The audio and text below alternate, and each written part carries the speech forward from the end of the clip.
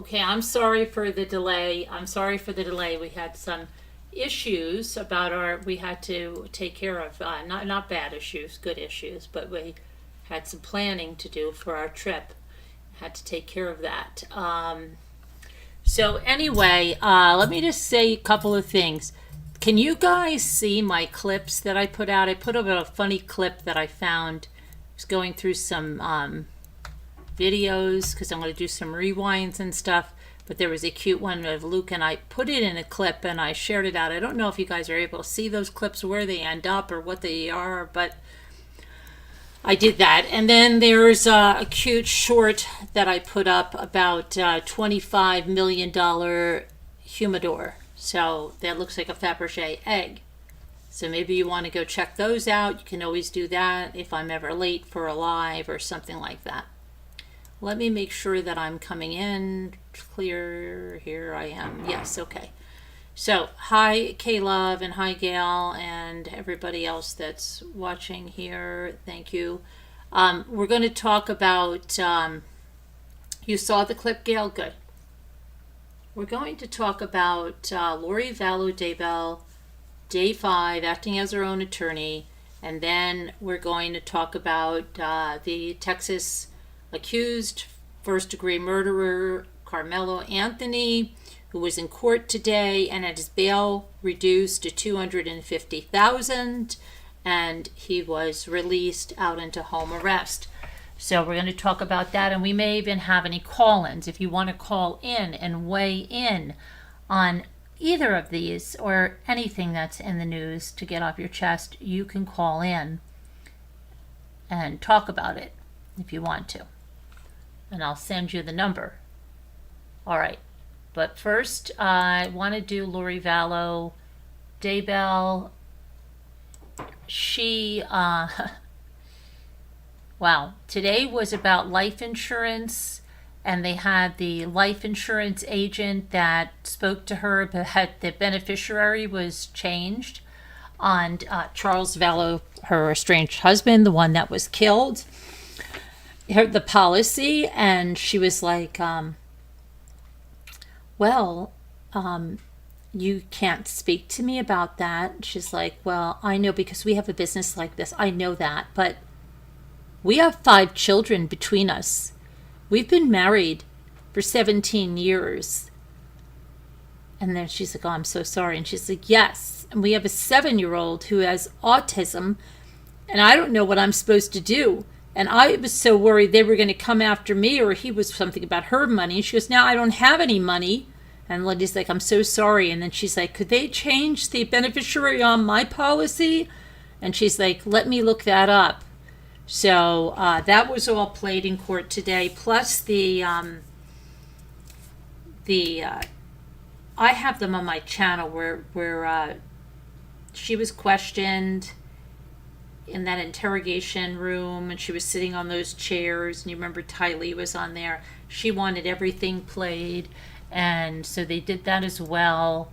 And then they had the medical examiner on today, and he described the injuries, and Lori thought, she kept talking about a bamboo t-shirt. If Charles was wearing a bamboo t-shirt, could it have caused a wound pattern on him? And it's just ridiculous,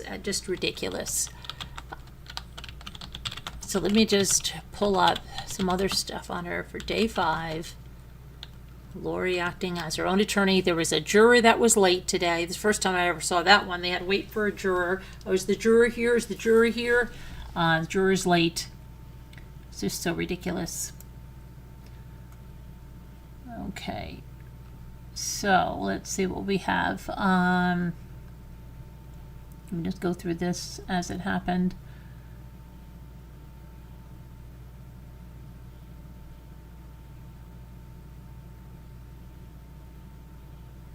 Lori Vallow was in the courtroom at 10 a.m. The state filed some motions regarding subpoenas from Vallow Daybell. It sounds like both sides are going to discuss those after lunch, and they were waiting on the juror. At 10:18 a.m., Dr. Derek Bumgarner, the medical examiner with the Maricopa County office, took the stand. He did Charles Vallow's autopsy. The jury was then shown photos from Charles Vallow's autopsy. It showed 2 bullet wounds on his body, one in the abdomen and one further up on his chest. Prosecutor was focusing on the chest wound first. The medical examiner testified that if someone is shot through the heart like Charles Vallow was, it could take a couple of minutes to die. And they asked him, is it possible he could have said something? He could have been standing. He could have, yes, it's possible he could have touched the wound on his chest with his left hand. It's possible he could have fallen to his knees after he was shot, according to the medical examiner. And then the prosecutor asked about the second gunshot wound, and the medical examiner said this bullet went through the abdomen and it went out of his shoulder. Markings on the exit wound are consistent with Vallow's back being on a flat, firm surface like the floor. The prosecutor also asked about whether that T-shirt caused certain markings, as Lori Vallow Daybell suggested in her cross-examination, but the doctor said no. Because she was asking whether marks on Charles's hands could have indicated that he was in a scuffle beforehand. The medical examiner said it's possible. She asked about toxicology tests. The medical examiner said it's not typical to screen for regular medications, testosterone or human growth hormone. She also asked if Charles could have been shot while falling down. The medical examiner said no. She asked about the tight clothing, specifically that bamboo T-shirt, causing markings or wounds, and how tough that material would be. Yeah, it's just crazy. The medical examiner said he's not seen tight clothes to cause those marks, and he's not seen anything with bamboo clothing. It's ridiculous. Then the judge said the juror had a question. They asked if there was a significant amount of blood in the left lung. The medical examiner said there was blood in his left chest cavity, and he added that that could mean the heart is still beating, or that it wasn't and blood spilled over. Then Special Agent Mark Sorry with the Social Security Administration took the stand. He said he was asked to look at the survivor benefits for Lori and JJ, and he also became aware that Tylee Ryan was receiving benefits. He testified that Lori was getting approximately $4,000 a month after Charles died in benefits for her as a surviving spouse and JJ as a surviving child. Lori cross-examination. The agent is confused by some of her questions, and the state objects to her asking questions about her own experience, saying it's testimony. She asked whether he's seen all of her applications for benefits while investigating fraud. Some of her questions got struck down by the objections, and she asked for a moment to confer with advisory counsel. She wrapped it up by asking who assigned the case to Special Agent Sorry. He said it was his assistant special agent in charge. He said he got the case in January of 2020, and the state came up for redirect. On the redirect, state confirms that Lori Vallow Daybell's benefits would have ceased if she remarried, but that JJ Vallow would still receive benefits for the death of his father, Charles Vallow. The jury submits a question for review. They asked whether Lori ever notified anyone that she was remarried, and Sorry said she did not. Then Lori followed up with a question asking if he could have missed a notification. He said he did not, based on all the available records. The next witness was Robin Smith Scott with the Banner Life Insurance policy.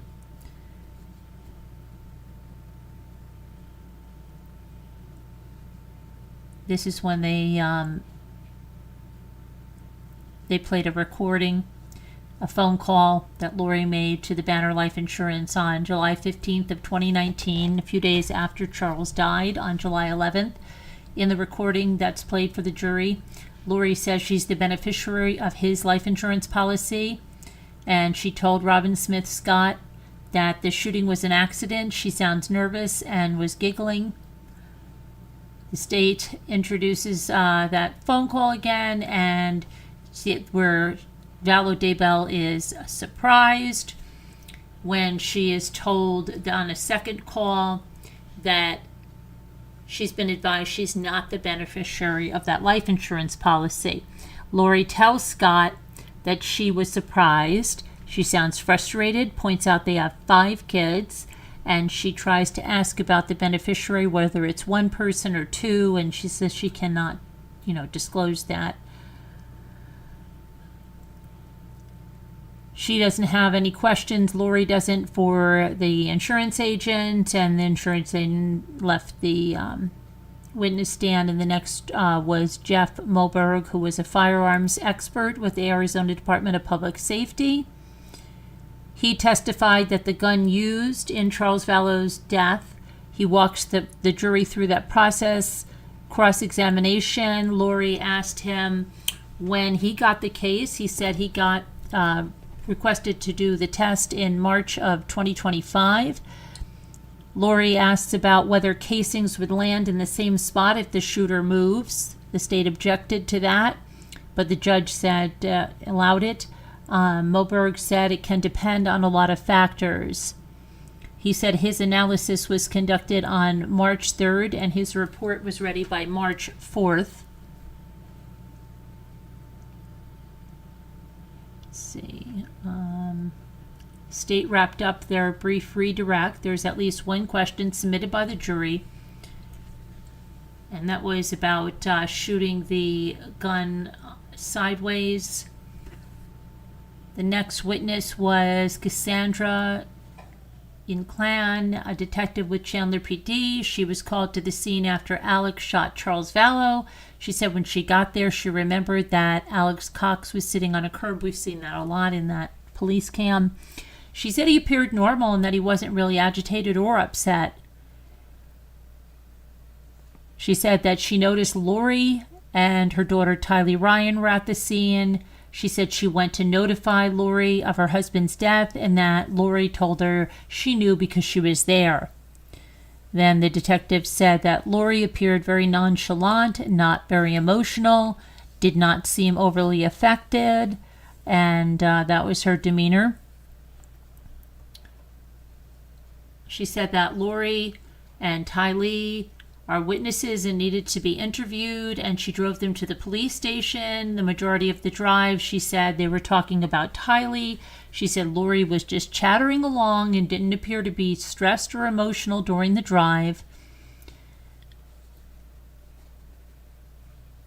Let's see, she testified that Lori stated she didn't like Charles and didn't want to deal with him. Lori is objecting each time a portion is played because they're playing this interview with the detective. So Lori keeps objecting, saying they should play the whole video because the state was just playing portions of it. One of the jurors asked the judge if a juror talked about another juror about Social Security. The juror said he was dealing with his own Social Security issue. He said this would not impact him as a juror. The judge called in the other juror, and the juror explained that their conversation and was told not to discuss with other jurors. Lori came back into the courtroom smiling at her son, Kobe Ryan, who is sitting in the first row.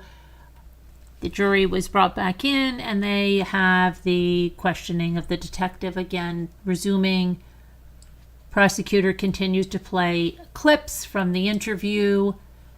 Lori continues to object, saying she wants the whole video shown, and the judge continues allowing the portions to be admitted.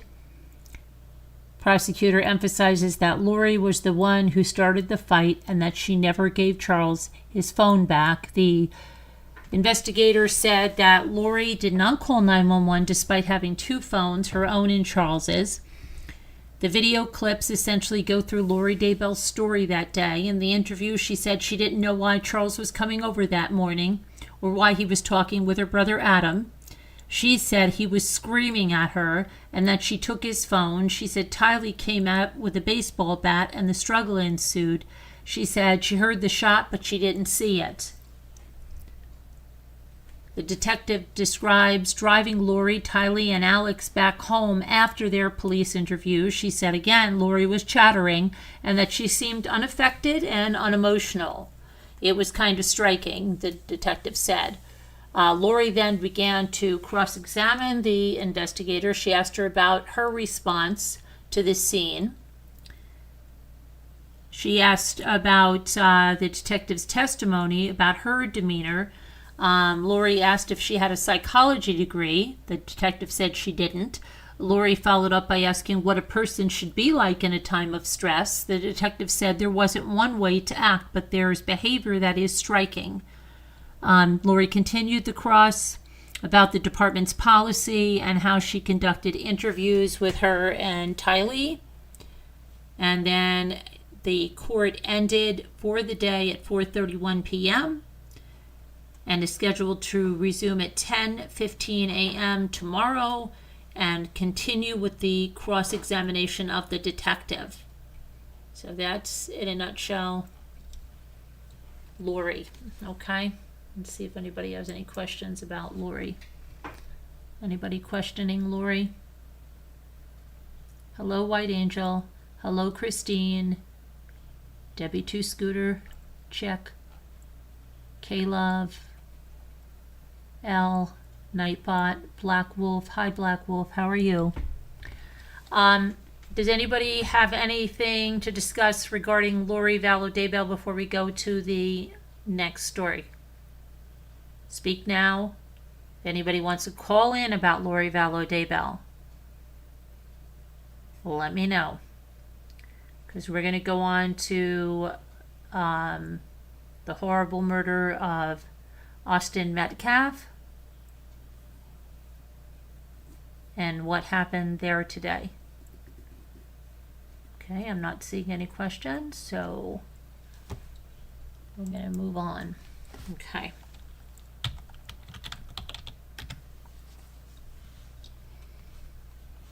Okay.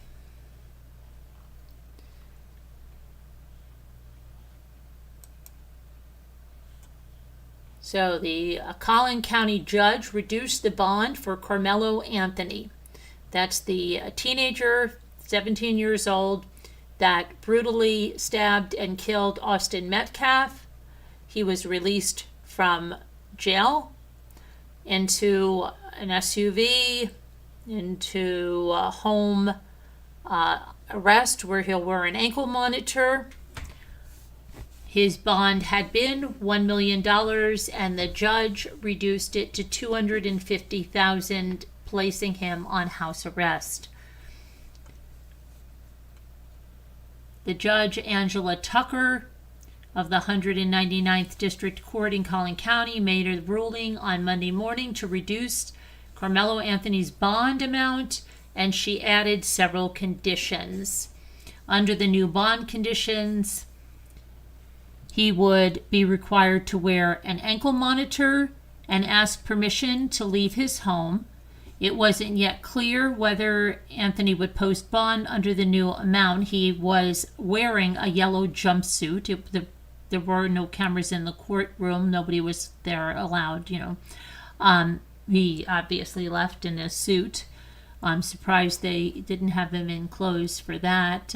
If he violates any conditions of his bond, he will return to jail. His father, Carmelo Anthony's father, arrived there, testified as a witness at the bond hearing, and about 10 people attended the hearing in support of Carmelo Anthony. Austin Metcalf's family was also present at the bond hearing, including his father, grandfather, aunt, and mother, who wore a gold ribbon and a number 11 pin. Carmelo Anthony was represented by Dallas defense attorney Mike Howard at the hearing. Howard initially asked the court to reduce the bond amount to $150,000. After the hearing, Howard said the $250,000 bond imposed by the judge was fair in the press conference. And bond, as the judge said, is not supposed to be an instrument of oppression. It's not supposed to keep people in jail. It's not supposed to punish. he said. It is to ensure that a person shows up to court, complies with all conditions, and is supposed to keep the community safe. This is a large and substantial bond with all conditions, and it's supposed to keep the community safe. And I think the judge has rightly imposed reasonable conditions that will ensure both Carmelo's and the Anthony's family safety, but also the safety of the community. The judge said she considered several factors, including Anthony's age, his lack of past criminal history, his citizenship and close ties to the community when she set the new bond amount. The Collin County Assistant District Attorney Bill Werski argued that the Anthony family raised enough money through the crowdfunding platform Give, Send, Go, where the family has raised about $415,000 to pay the $1 million bond. The judge made her call, and we look forward to, continuing the process and looking forward to reviewing all of the facts of the case that the Frisco PD has come up with. Greg Willis, the Collin County District Attorney, said, "We will go where the facts lead us." Carmelo Anthony's father testified the family currently does not have access to the money raised. He added that he is the sole provider for his family, and the notoriety surrounding the case is forcing his family to move to a new home. The moving costs and the costs of providing for his wife and 4 children.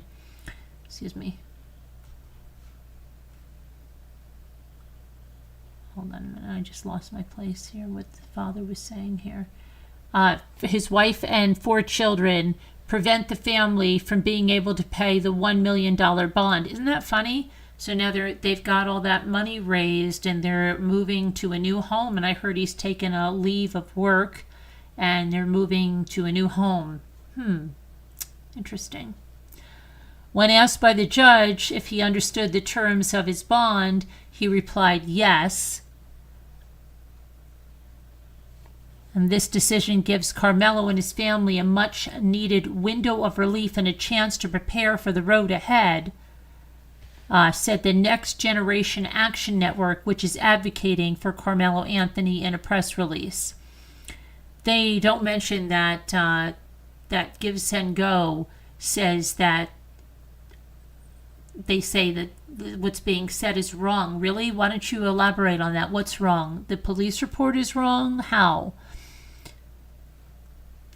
Carmelo Anthony was the captain of his school's football and track teams, and he worked 2 jobs at Foot Locker and H-E-B in Frisco, his father testified. Yeah, and he also brutally stabbed a young man, 17 years old, who was also a fine athlete for his high school, and it was also a hard worker. He stabbed and he killed them, Mr. Anthony. This is so ridiculous. After he was apprehended, police say Carmelo Anthony admitted to stabbing and claimed he was defending himself against Metcalf, according to the arrest affidavit.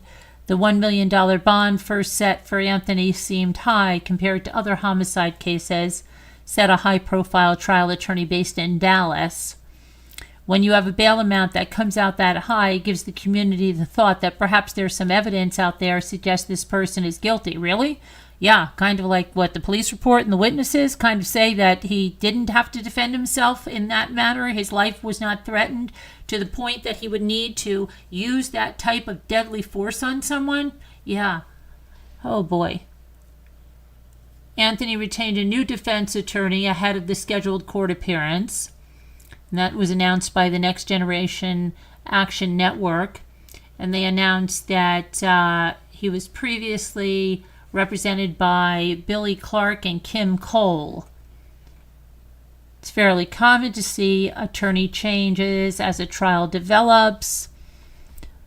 Frisco PD warned residents about falling for misinformation after accounts posing as the Frisco chief of police spread false information online. The FBI is investigating the false social media posts. While this has definitely rocked our entire community, Willis said, it has struck a nerve in the community. It is hard for everyone to be level-headed. It's our job to be level-headed and to follow the truth wherever it leads. In a press conference, Howard acknowledged that the press coverage and public reaction about the case has been immense and asked that the temperature be allowed to come down. threats and talk of a race war and all kinds of insanity isn't good for, obviously, the Anthony family. It's not good for the Metcalf family. It's not good for the peace and safety of our community. I would ask, and I know both sides would ask, that the temperature on this be allowed to come down. Okay, so that's that on. Let me go and see some other stuff here.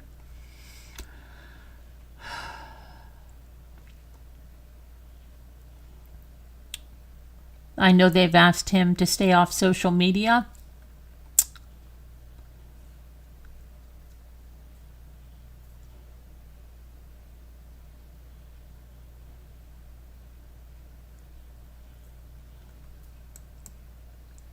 Okay.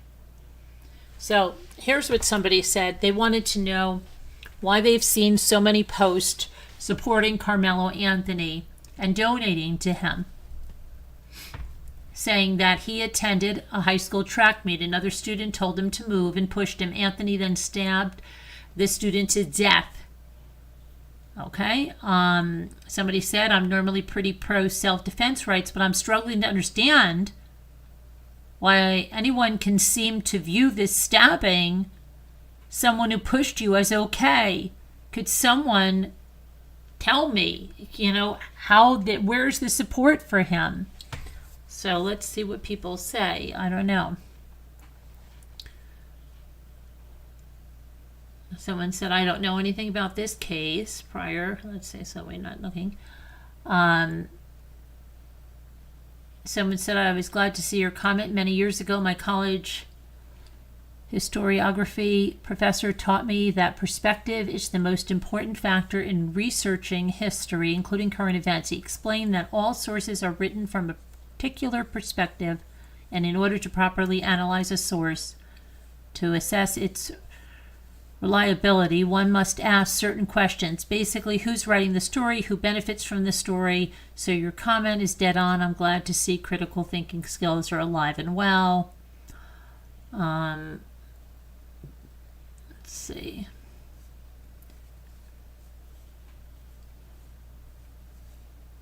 People are supporting him. I can see supporting his right to an adequate defense and his due process rights. He should and will have evidence presented against him at a trial before a jury of his peers, and that's how it goes. Let's see.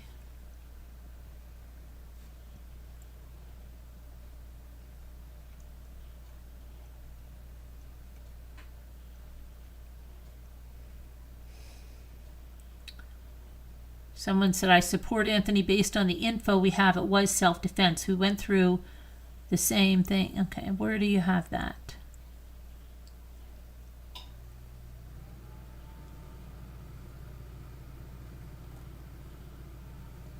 This is crazy, some of this.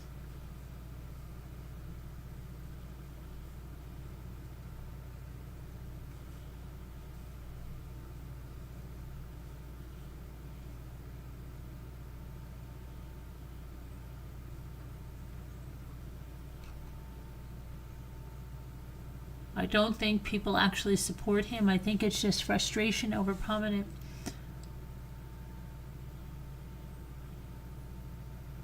I don't know. I don't know how to get into this thing. It's going very. It's not dealing with facts. It's going into very political stuff, and I'm not interested in that. I'm interested in facts. The facts, to me, do not add up to self-defense at all.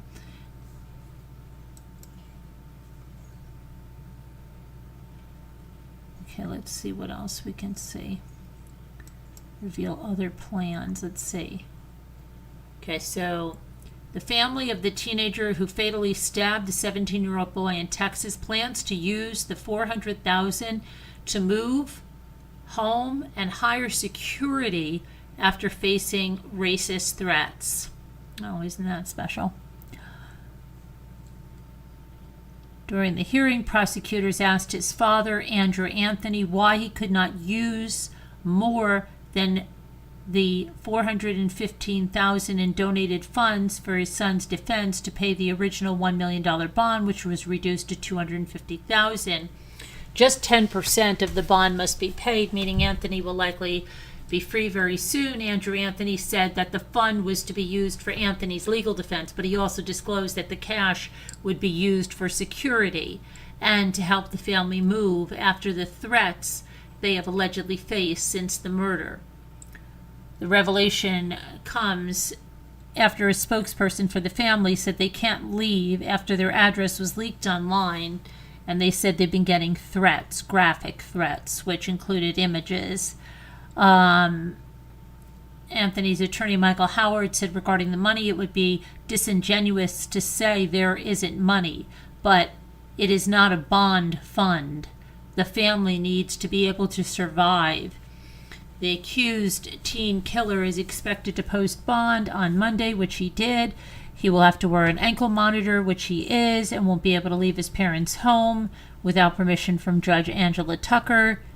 He had a gold jumpsuit, handcuffs, and chains as he watched his defense lawyers argue that he acted in self-defense.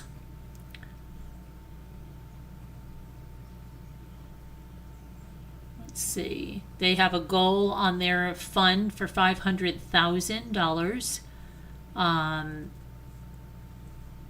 They've raised at least $416,000. The defense also questioned Anthony's father. He said his son was an A student and the captain of the football and the track teams at his high school. He was described as the oldest of 3 children who had never been arrested before Austin Metcalf's murder. He worked at Foot Locker as well as a second job at H-E-B Supermarket. His father said he was born in Baton Rouge, Louisiana, but the family moved to Texas a few years ago for a better life. The father added that he took a leave from his job as a finance manager in a car dealership following Metcalf's murder.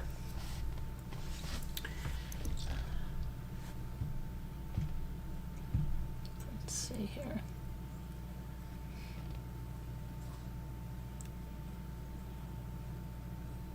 Spokesperson for Carmelo Anthony's family was previously forced to deny that the accused killer had been bullied by Austin before the fatal confrontation at the match. The 2 boys had never met one another prior to the horrific stabbing, which is why I don't understand why their give, send, go, or give, send something, whatever it is, said, falsely stated what the facts were, right? It said it wasn't this, and then they had to have the spokesperson come and say, look, you're going to deny this because you're lying about this. The spokesperson addressed the community after some of Anthony's online supporters claimed there was more to the story of the stabbing and said without evidence that the teen had been bullied, and they started bringing out this false narrative. Horrible. An arrest report said the confrontation between the 2 began when Austin Metcalf said to Carmelo, hey, you're in the wrong tent. Go on, get out of here, you know? And then Austin said, touch me and see what happens. And Austin pushed him to tell him to move. Carmelo Anthony reaches in his bag, gets a black knife, stabs Austin in the heart, and runs.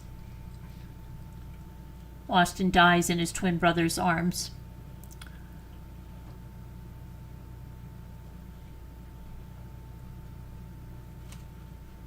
Tell me that's self-defense. Explain how that's self-defense. Self-defense? He'd have to believe his life was in danger. Austin didn't even have a weapon. Why did this kid even have a knife on school grounds?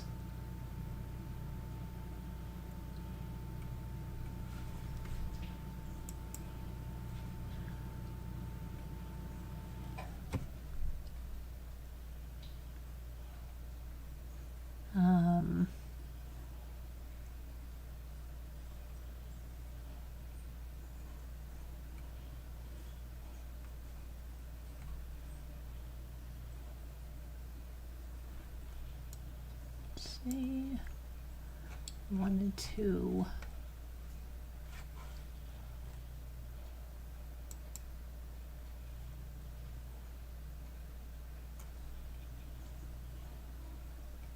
see if we have any more information over here.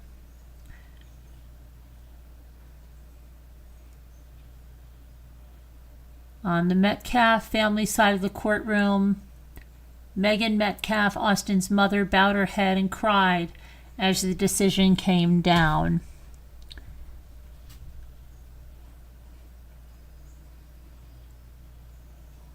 The District Attorney Willis said he considers the case to be a terrible tragedy not only for Frisco, but the Collin County community as a whole. It is the most unnatural thing for a parent to lose their child. It's permanent, it's profound, and it's certainly premature. Let's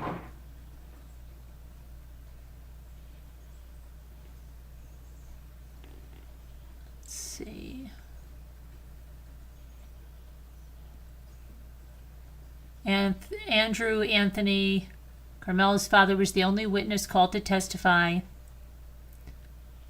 He said that his son is also a great big brother to 3 younger siblings.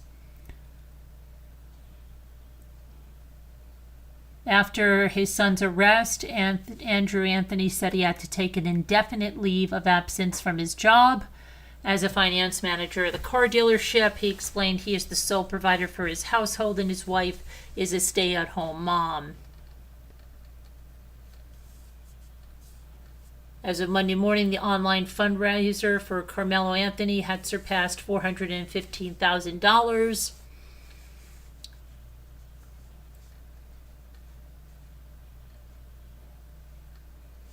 When asked by the Collin County First Assistant District Attorney Bill Werski why that money wasn't already being used to get Carmelo Anthony out of jail, Andrew Anthony said the money from the site could not be immediately accessed.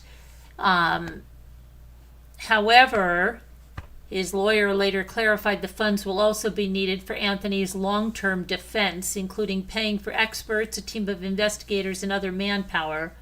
It would be disingenuous to say there isn't money, Howard said, but it's not a bond fund. The family needs to be able to survive. Werski argued that $1 million was not unreasonable on its face, calling the killing a brutal murder. I don't know why we're here, he said of the hearing. This crime has devastated our community. Our community needs confidence in its court system. After hearing from both sides, Judge Tucker promised her decision was based on the law and the Constitution, not the court of public opinion, repeatedly stating the case had spurred unprecedented safety and security concerns for everyone involved.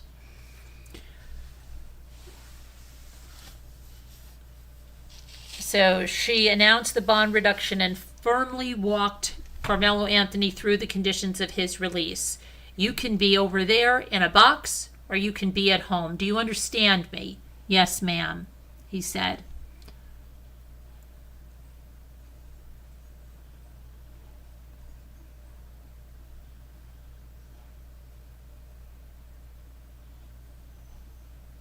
In a written statement released last week, Anthony's family said they are sincerely saddened that a life was lost and asked the public not to rush to judgment before all the facts and evidence were presented. Jeff Metcalf described his son to be not only an all-district linebacker and the Memorial football team's MVP, but a member of the National Honor Society with a 4.0 GPA. He dreamed of playing college ball. This was going to be his year, Jeff Metcalf said.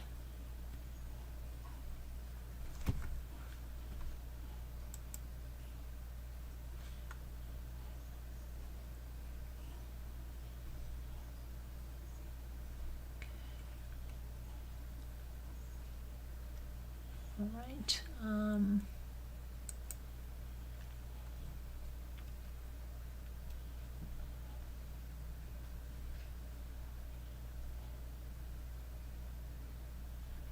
The stone-faced teenager said nothing to reporters Monday afternoon as they went up to him.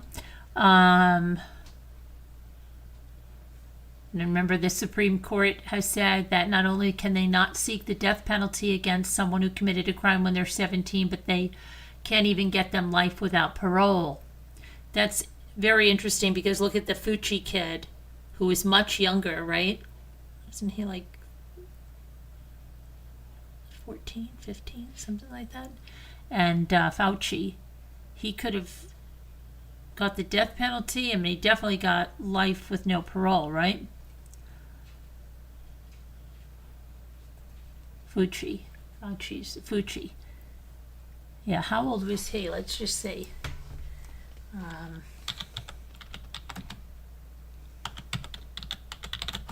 In Florida. Let's see. Aiden Fucci. He spends the rest of his life in prison. He was 14 at the time. So Texas, which is so big and bad, Texas, right? Big bad Texas with the death penalty and everything they had. You've got Florida that is able to sentence a 14-year-old as an adult. And I believe the death penalty was in the line, and he got a plea deal, and is a life without parole, correct? But Texas cannot sentence this 17-year-old to life without parole. Isn't that crazy?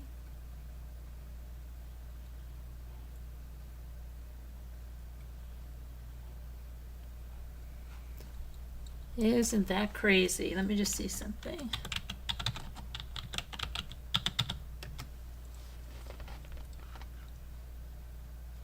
Okay, so Fucci was ineligible for the death penalty as he was a juvenile when he committed the crime. But a 40-year prison term was the minimum sentence for which he was eligible, while life in prison was the maximum.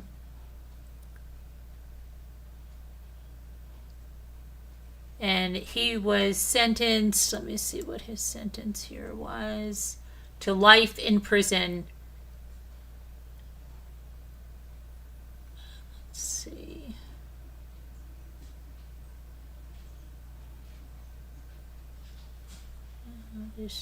Let me see what.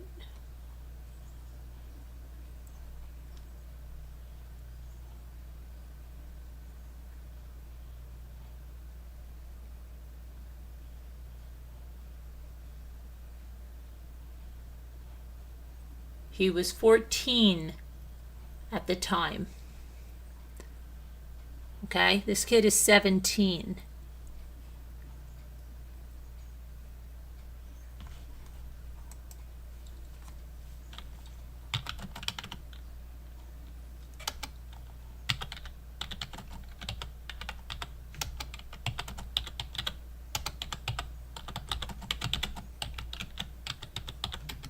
I want to see something right here.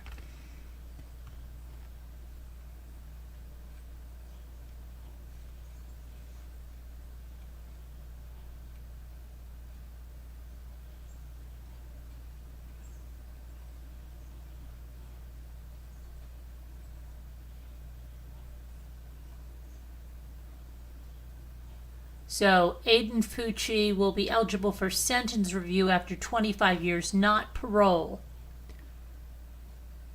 Aiden was sentenced, okay. Let's see. Aiden Fucci has been sentenced to life in prison for the murder of 13-year-old Tristan Bailey. Because of his age, he'll be eligible for review in 25 years, but that's not parole.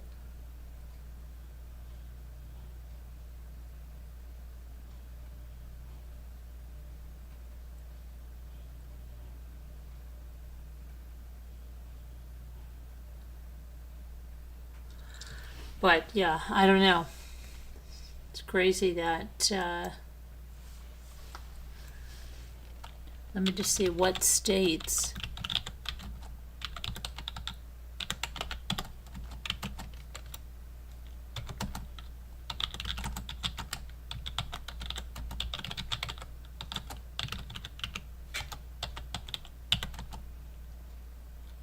For murder. I just want to see what states. Let me see. While the U.S. Supreme Court has ruled against death sentences for juveniles, life without parole remains a possibility for those convicted of murder at age 17 in some states. Specifically, Pennsylvania allows life without parole for juveniles convicted of first-degree murder. Additionally, some other states like Florida have faced challenges regarding life without parole for juveniles. Let's see.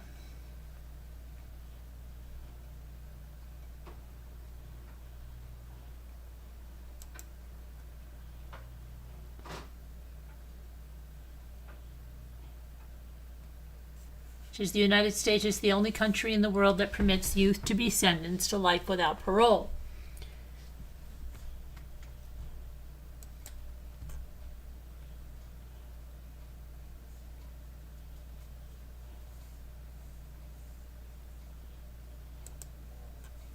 "27 states and the District of Columbia have banned life sentences without the possibility of parole for people under 18. In 9 additional states, no one is serving life without parole for offenses committed before age 18.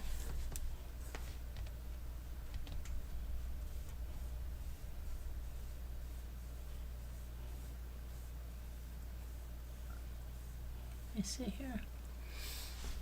Massachusetts was the first state to ban life without parole. 17-year-olds. See.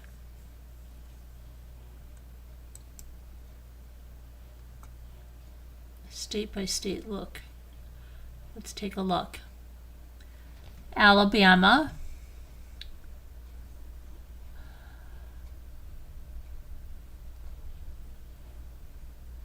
Alabama.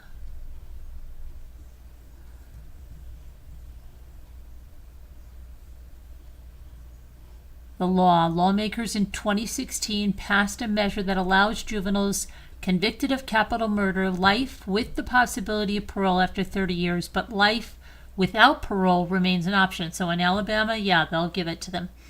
Alaska does not have a juvenile life without parole sentence. Arizona, life without parole for juveniles has always been discretionary in Arizona.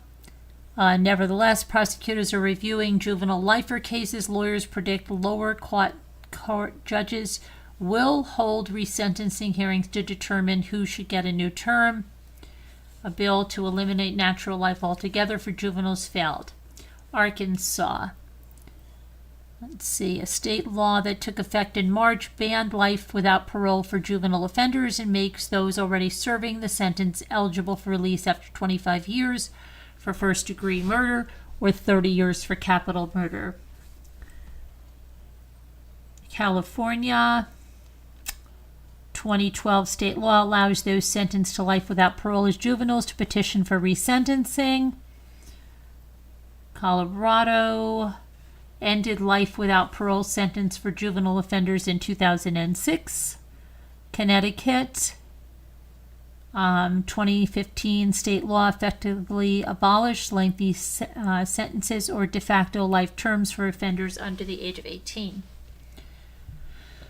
Delaware, let's see, there's one serving a life without parole for crimes committed at 17.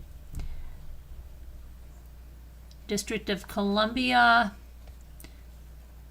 city law has prohibited life without parole for juveniles for decades. Florida, it's complicated because the state Supreme Court has expanded the number of juvenile cases affected beyond those addressed by the U.S. Supreme Court. Advocates estimate there are about 600 inmates in prison for murders committed as juveniles who are potentially eligible for a new sentence. Former teen offenders must have their sentences automatically reviewed by a judge after 15, 20, or 25 years served. For example, a juvenile who was convicted of participating in a homicide but who did not actually kill could get a review after 15 years. A juvenile who actually commits a murder would get a review after 25 years. Georgia, there's 25 serving life without parole for crimes committed as minors. And Georgia law requires that inmates given life sentences for violent felonies serve at least 30 years before becoming eligible for parole. Hawaii, there's none that they have there. Lawmakers approved a measure that excludes life without parole for those 17 and younger. In Idaho, the law, life without parole is allowed but not required for crimes committed by juveniles. The judge is often considered mitigating factors during a separate sentencing hearing for the most serious crimes. Illinois, there's some 80 serving life without parole for juvenile offenses. The law in the last 3 years has been enacted that gives judges broader discretion in handling cases involving juveniles. In Indiana, there's 5 men who are serving life without parole for murders that were committed when they were juveniles. The Indiana law allows judges to use their discretion, sentencing those convicted of committing murder when they were over the age of 16 to life without parole. Iowa, in 2016, the Iowa Supreme Court voted 4-3 that juvenile life without parole sentences are unconstitutional. Kansas, offenders under 18 are prohibited from receiving life without parole. Kentucky, the Supreme Court banned life without parole for juveniles in 2008. Louisiana, let's see. The case of Louisiana inmate Henry Montgomery was at the center of the Supreme Court's 2016 ruling that gave juvenile lifers a chance at release. Montgomery killed a sheriff's deputy in 1963 when he was 17. He was resentenced in June to life without parole and is waiting a review. Maine, juvenile tried as an adult can receive a life sentence. Maine eliminated parole more than 40 years ago, so all life sentences are imposed without the possibility of release. But the Attorney General's office says it's not aware of any cases where a juvenile has been bound over and sentenced to life. Maryland. Juveniles can still get life without parole for homicide, but judges can use their discretion to suspend any number of years off their term. Massachusetts. A 2013 ruling by the Massachusetts Supreme Judicial Court invalidated a law that allowed mandatory life without parole for juvenile homicide offenders. The court said its ruling was retroactive, and those already serving their sentences must be given parole hearings after serving a minimum of 15 years. Let's see. Michigan. After the 2012 ban on mandatory life without parole for juveniles, state lawmakers passed a measure that said if the ruling became retroactive and if the prosecutor didn't seek a no parole term within a certain amount of time, the inmates must be resentenced to parole-eligible sentences. Minnesota. State law has not been changed to ban mandatory without parole sentences for juveniles. Okay, Mississippi. A case that awaits consideration in the State Court of Appeals could eventually provide a consistent answer on how these matters should be handled and whether judges or juries should impose new sentences. Presently, any offender serving life with the possibility of parole may seek release after 10 years. Missouri. 2016 law provides a range of terms for juveniles convicted of first-degree murder, life without parole, life with parole, or a sentence between 30 and 40 years. Montana, 2007, abolished life without parole for juvenile offenders. However, judges have discretion to suspend parole-eligible sentences and make offenders serve out their terms. Nebraska, a law was passed in 2013 imposing 40-year to life sentences for the most serious crimes for juveniles who are eligible for parole after serving half of their minimum sentence. Nevada, a 2015 law banned life without parole for juveniles and provides parole eligibility after 15 or 20 years. New Hampshire, there have been no changes to New Hampshire statutes regarding juvenile offenders. Juveniles can still be certified to stand trial as adults, but they will no longer automatically be sentenced to life without parole for crimes that carry that sentence. New Jersey. In January, the state Supreme Court ordered new sentences to be granted to 2 inmates serving de facto life terms for crimes committed when they were under 18. Okay, one was sentenced to 110 years and would have to serve 55 years before becoming eligible. The other one received a 75-year sentence and would become eligible after 68 years. On July 21st, Governor Chris Christie signed into law a measure prohibiting mandatory life without parole for juveniles and making them eligible for parole after 30 years. New Mexico, the judges have a broad authority to decide whether to sentence youth convicted of serious crimes as juveniles or adults. This means juveniles could theoretically receive a sentence of life without parole for first-degree murder with aggravating factors. But such sentences are exceedingly rare in the state, even for adults. New York, the law, life without parole is only a sentencing option for juveniles convicted of the crime of terrorism in New York, though no juvenile has ever been convicted of that crime. The New York Board of Parole has begun taking an offender's youth at the time of the crime into consideration in parole decisions following court rulings that youthful offenders must have a meaningful chance for release.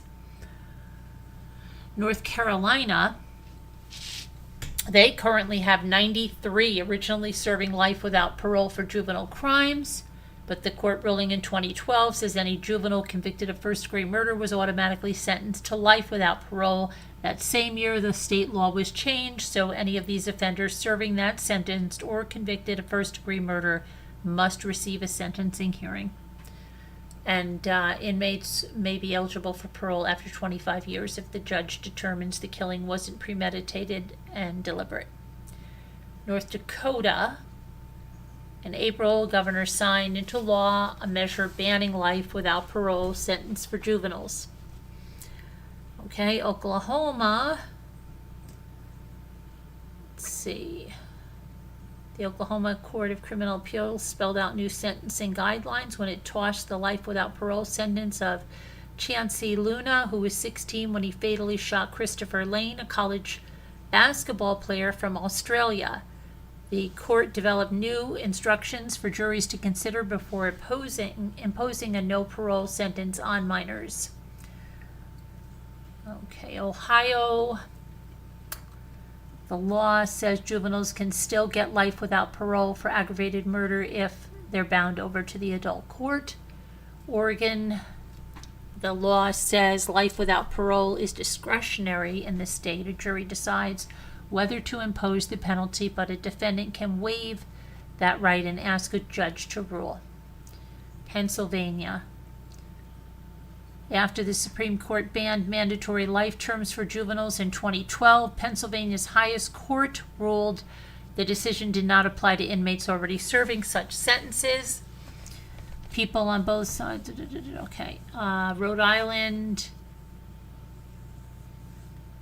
the Senate voted 28-8 this year to pass legislation that would effectively eliminate life without parole for juveniles. But the measure did not pass the House. State Attorney General Peter Kilmartin says that prosecutors shouldn't be precluded from seeking a life sentence without parole for a juvenile who commits an unimaginable, horrific crime. South Carolina, in 2014, the state Supreme Court ruled that life without parole is unconstitutional for juveniles, ordering that such inmates could request resentencing. South Dakota, last year, the state abolished life in prison for those under 18. Tennessee, state lawmakers considered a bill this year that would allow juveniles to be eligible for parole after 20 years in prison. The bill was amended to make it 30 years, but the measure wasn't upheld. The bill will be considered next year. Now here's Texas, okay? In Texas, there are 12 inmates serving mandatory life without parole for crimes that they committed as juveniles. Now, none of those 12 has been resentenced or released. But the law is a bill that would have cut in half the amount of time served before juvenile offenders are eligible for parole die this year in the state legislature. Advocates plan to retrieve it next session. The Texas Criminal Justice Coalition said more than 2,100 juvenile inmates would have qualified for parole sooner. The law also have required the Board of Pardons and Paroles to consider the growth and maturity of a youthful offender. I don't understand that now from reading that. Utah law never required life in prison without parole for any juvenile. It was discretionary. The legislature in 2016 eliminated the sentence of life in prison without parole for any defendant younger than 18 at the time of the offense. Vermont, the law in Vermont eliminated life without parole for teens 17 and younger. Virginia, the law life without parole is still on the books in Virginia. People convicted of capital murder for crimes committed as adults can be sentenced to death. But Virginia law says that juveniles, the punishment shall be imprisonment for life. The sentence is also an option for other serious crimes committed by juveniles. Washington, before 2014, juvenile offenders were treated the same as adults and would automatically get life without parole for first-degree murder. In 2014 and 2015, lawmakers revised a statute to include specific sentencing instructions for 16 and 17-year-old offenders convicted of aggravated first-degree murder to ensure that mitigating factors be considered. Legislature also allowed those convicted before turning 18 and sentenced to 20 or more years in prison to petition for release after 20 years. West Virginia, life without parole is prohibited for juvenile offenders. Wisconsin has no mandatory life sentence without parole for juveniles. Judges can impose that sentence at their discretion, however. Wyoming banned life without parole in 2013 and makes minors eligible for parole in 25 years, provided they haven't committed serious crimes in prison. And then that is it there. So maybe that was informative to you and maybe it wasn't. I don't know. Let me see. Does anybody wish to call in about this case? If you wish to call in, please let me know. Who's Michael? What are you talking about? Oh, I have to tell you something or be strange. I'm a friend of Michael's and I'm just letting you know that Michael's no longer on YouTube. Who is Michael? Who's Michael, Black Wolf? Oh, are you saying that Michael guy that said his child, that he was a parent of a child in Newtown, Connecticut? Is that the one you're talking about, Black Wolf?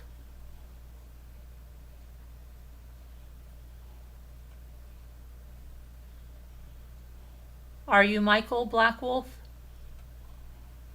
That's kind of weird that you would come in here and say that, unless you were Michael and just have a new name.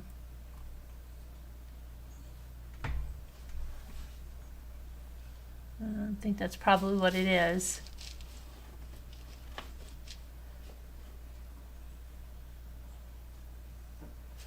Anyway, does anybody want to call in? You're welcome to call in if you want to weigh in on this case. I don't see how this can ever be considered self-defense. But your YouTube is acting weird tonight. How weird is it acting? Very weird or just semi-weird? Is it acting weird? Everybody's acting weird. I have a big review. I have a busy week. I have a busy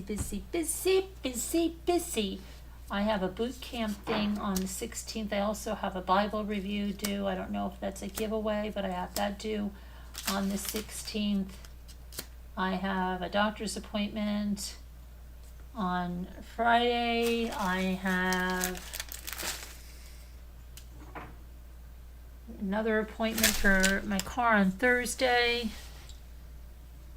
It didn't play this whole time. Are you serious?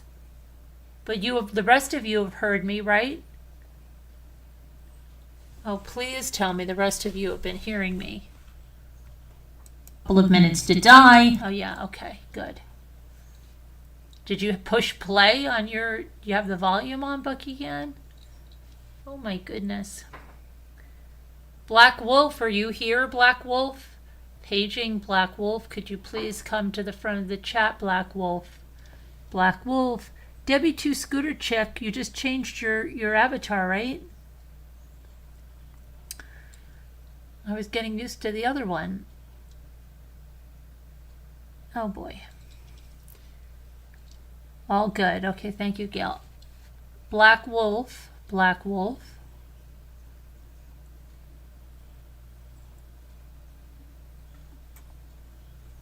All right. Does anybody know what time it is? But I've been here for at least 10 minutes. A long time ago, Carolyn. Really? I thought you had that one that kind of looks like a parakeet is sitting on you. Oh, maybe that's only for Zoom? I don't know. Just forget I said anything. Just forget I said anything, Scooter. I never get anything right. You always have to make me feel bad. Talk amongst yourselves for a minute. I'm a little verklempt. Okay, let's see what else is going on.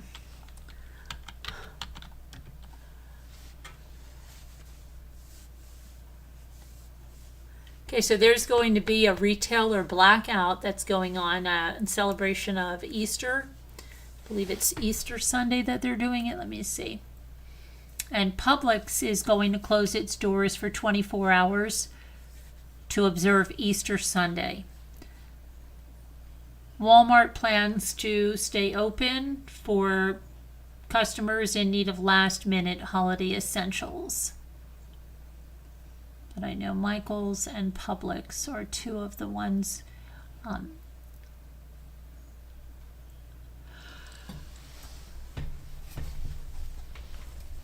doing that. Okay, let's see. Now, you know what? It's so funny because Luke just told us this. Luke, we went out to dinner for Ethan's birthday. We were given a receipt, and Luke said something about the receipt paper. Okay? And here it is, that high levels of toxic chemicals are found in paper receipts used by U.S. retailers. Have you guys heard about this? And there was somebody that said, I think it was men or something, that paper receipts from major retailers in the U.S. are so laden with bisphenol S that holding one for 10 seconds can cause the skin to absorb enough of the highly toxic chemical to violate California's safety threshold. The findings are being used as evidence in legal action aimed at pressuring retailers to stop using receipt paper that is treated with that, or BPS, which has been linked to cancer and reproductive problems. The Center for Environmental Health, a nonprofit, has sent violation notices to about 50 major retailers, alerting them to the exceedance of California's Proposition 65 limits for BPS. Among the companies to which notices were sent for allegedly illegal levels of BPS in their receipts are Burger King, Chanel, Dollar General, AMC Theaters, GameStop, Subway, Foot Locker, and Ace Hardware. These findings are really eye-opening, said a person, a science lead at CEH. They really speak to just how high the concentrations of BPS are in these receipts. Now, Luke said this, and he said something about, I forget what he said about testosterone or something that it, but it's just interesting, right? Previous research has found that this can be absorbed by the skin. How high the risk is for brief exposure just while holding a receipt, the findings are particularly concerning for cashiers and people working in retail who may handle many receipts throughout the day. The chemicals are added as a coating to thermal paper. Well, what about thermal printers and stuff? To help ink develop, some alternatives exist, but many are also toxic. The nonprofit is urging companies to use something safe. Okay, some paper is treated with vitamin C, but the receipts aren't as bright. Okay, wow. Now, I don't know, we've been dealing with receipt paper all the time. Now, there was a earthquake in San Diego, and elephants at the San Diego Zoo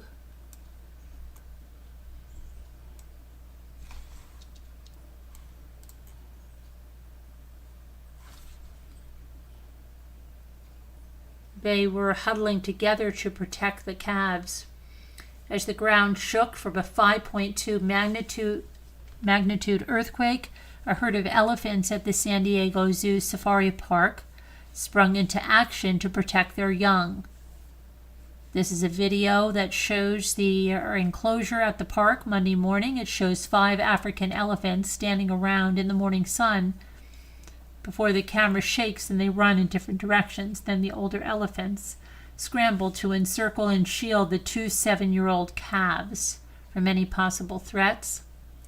And they remained huddled for several minutes as the older elephants look outward, appearing to be ready, their ears spread and flapping, even after the rocking stopped. The quake was felt from San Diego to Los Angeles, 120 miles, or 193 kilometers away. It sent boulders tumbling onto rural roads in San Diego County. It knocked items off store shelves in the tiny mountain town of Julian, near the epicenter, but it caused no injuries or major damage, but it surely spooked the elephants. Elephants are highly intelligent and social animals that have the ability to feel sound through their feet.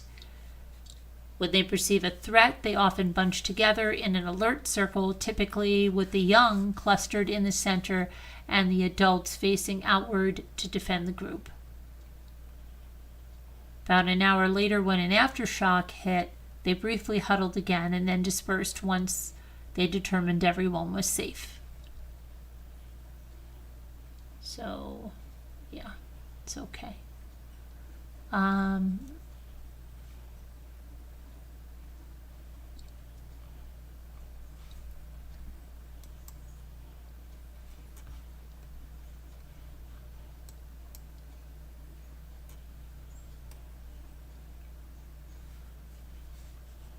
See what else we've got.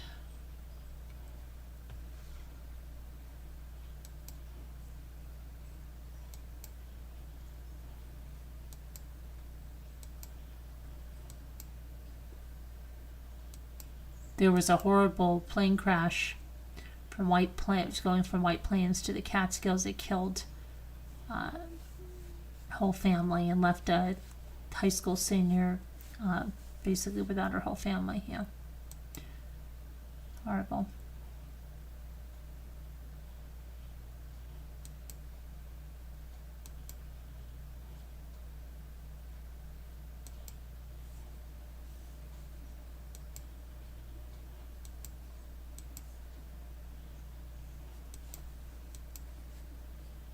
Let's see what else is going on.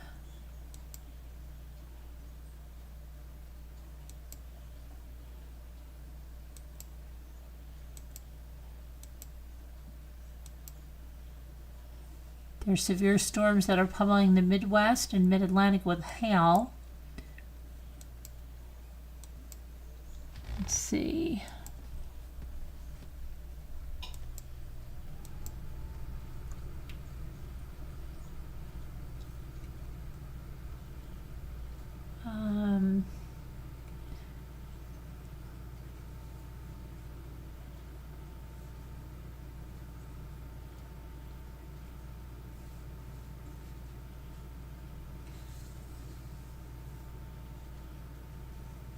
See what else is going on. Alex Stewart, wife Lynn, dies. Who is Alec Stewart's wife? Lynn dies. I'm not sure. Somebody in the UK? The wife of club legend and former England captain Alec, following a long battle with cancer. Oh, that's so sad. Okay. Wasn't sure who she was. Let's see what's happened here. Very sad for the family and her friends. And see, so Surrey CCC is in mourning following the death of Lynn Stewart, the wife of club legend and former England captain Alec, following a long battle with cancer. On the final morning of their first home match of the season against Hampshire, Surrey announced that Lynn Stewart had passed away. As a result, all of Surrey's players, as well as the umpires, took to the field, and they were wearing black armbands, and the 3 flags on the roof of the Oval Historic Pavilion flew at half-mast. The pavilion is named in honor of Stewart's father, Mickey, recognizing the family's contribution to the club. Stewart's current role at Surrey is high-performance cricket advisor, a part-time job after he stepped away following 13 seasons as the director of cricket last year. The change was to devote more time to caring for Lynn, who had been fighting breast cancer since 2013. In early 2023, he had taken a sabbatical from the club for a few months to care for her too. The Surrey chairman said, "The sincere condolences of everyone at Surrey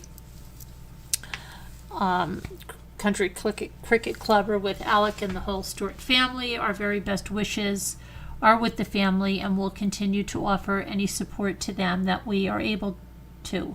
In the meantime, we ask people respect their privacy at this difficult time." Tributes came from the likes of Surrey player Sam Curran and Jack Russell, Stewart's former England teammate. Stewart, 62, is one of the great figures of Surrey's history and has a gate named after him. Wait, he's 62? I wonder if that picture is from a long time ago. Does anybody know?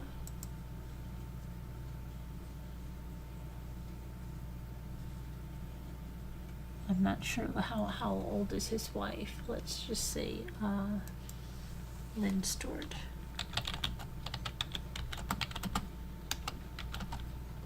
Oh, it's raining. You hear it? It just started. My computer didn't even. Sounds almost like an ice rain, but it says 47 degrees. I don't know.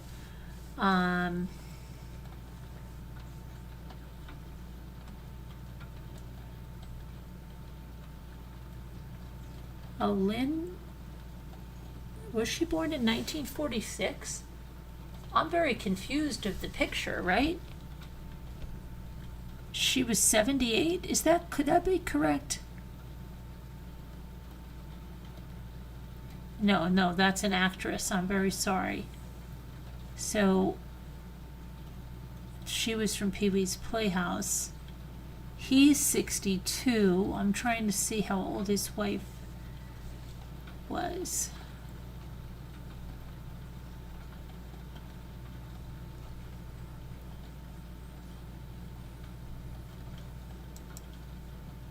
I'm just trying to see because he looks younger than 62, so I just think that's.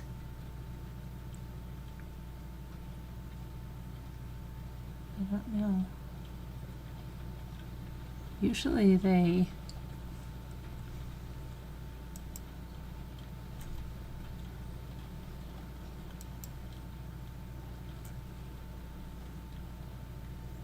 Let me see here. Just want to look up something and see if I can get an age on it.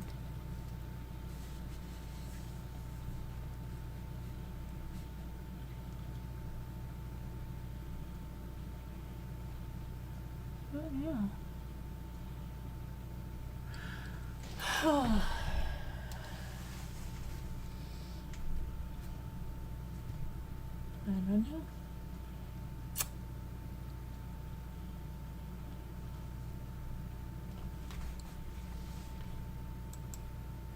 Let me see here.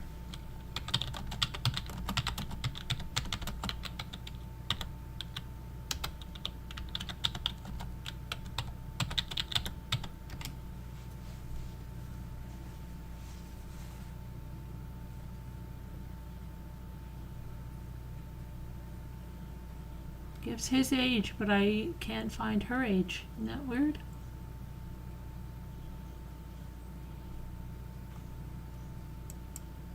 Is anyone here from the UK that knows?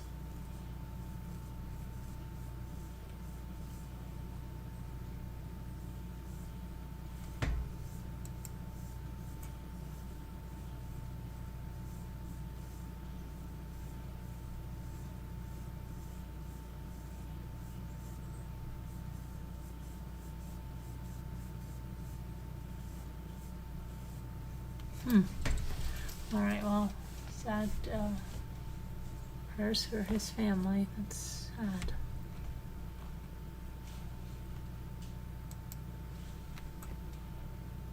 Okay. Let's see what else we have here.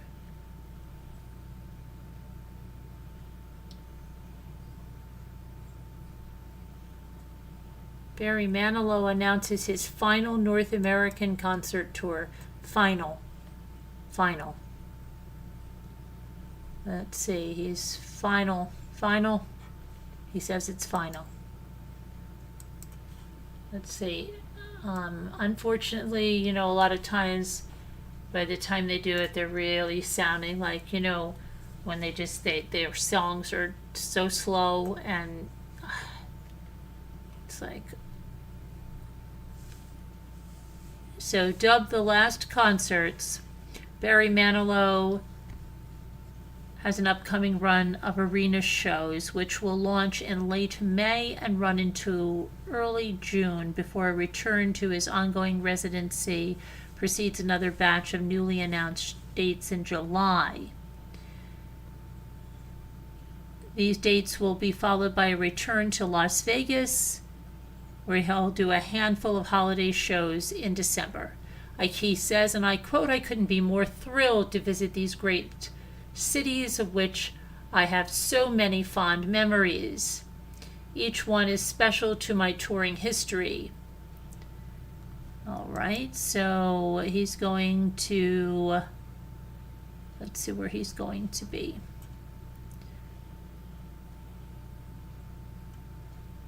Where is he going to be? May 23rd, he'll be in Pittsburgh, Pennsylvania. May 24th, he'll be in Philadelphia. May 27th, he'll be in Providence, Rhode Island. May 28th, he'll be in Boston, Massachusetts. May 30th, he'll be in Montreal. May 31st, he'll be in Toronto. June 3rd, he'll be in Detroit. June 4th, my birthday, he'll be in Grand Rapids, Michigan. June 5th, he'll be in Cleveland, Ohio. Spokane, Washington, July 11th, July 12th. Seattle, Washington. West Valley City, Utah on the 14th of July. Boise, Idaho on the 15th. Portland, Oregon on the 16th of July. Oakland, California on the 18th. And Sacramento, California on the 19th. So he's saying that's it. You better see him if you want to see him. All right? Okay.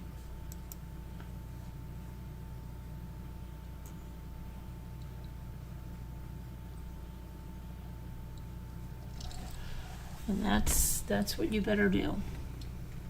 Okay, Netflix quietly adds 8 episodes of the best TV series of the year. What is that? What is that? What is the best TV series of the year? Does anybody have a guess on what it is? If you do, put it up there, because let's see what they're saying that it is. It's a Canadian series starring Anne Lamb as Sayaja, a young Inuk woman in the center of an Arctic Community of Ice Cove. Who's watching this? Well, I'm certainly not watching this.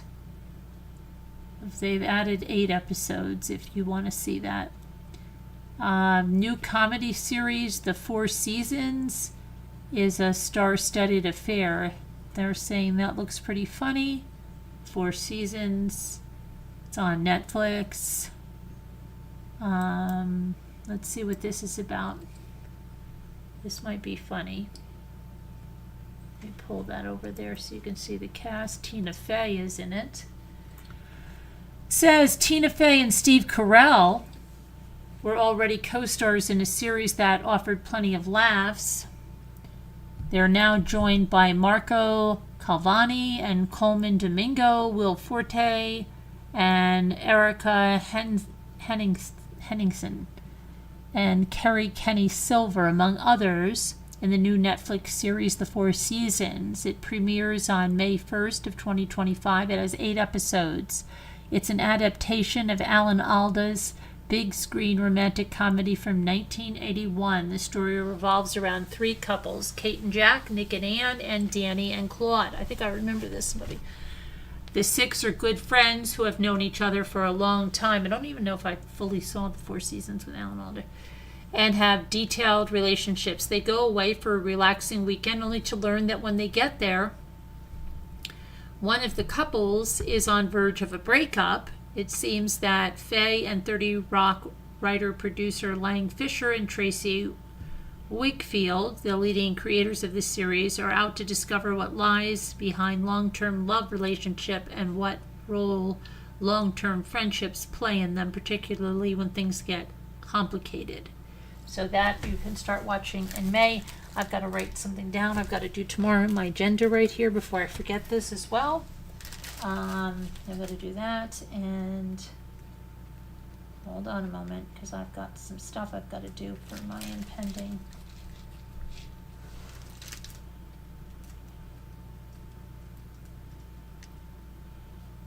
Before I forget.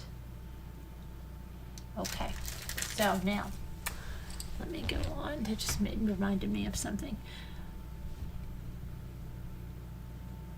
Andrea Nevins, a documentary filmmaker, died at age 63.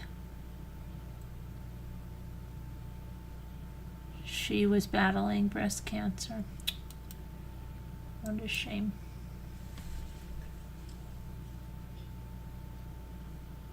What a shame, right?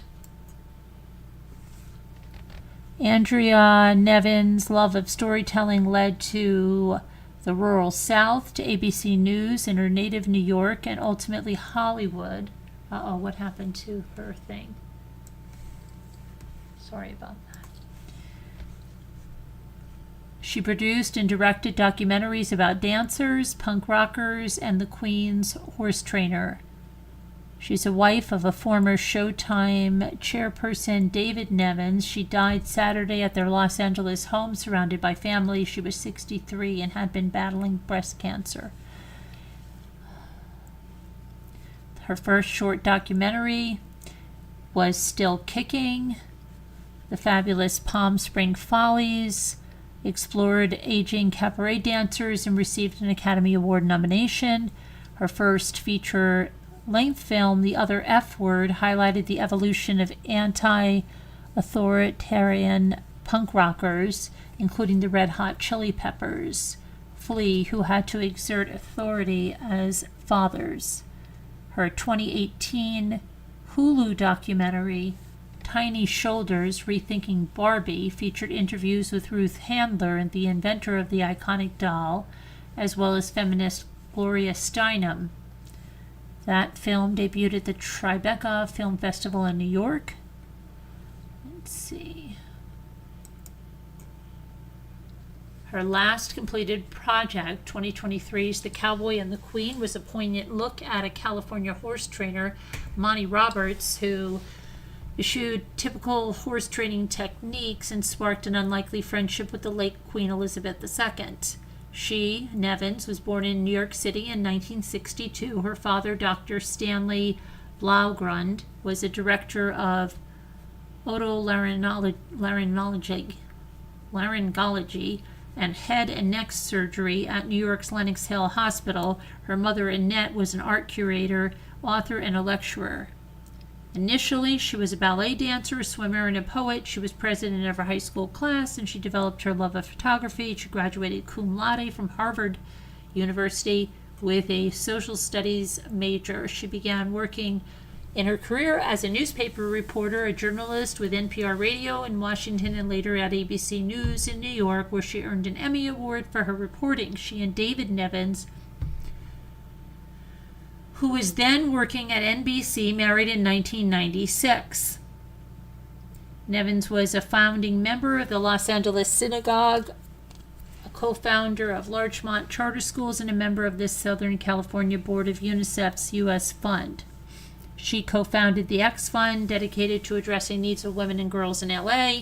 She is survived by her husband and 3 children, Clara, 25, Charlie, 22, and Jesse, 19, along with her mother and 2 siblings.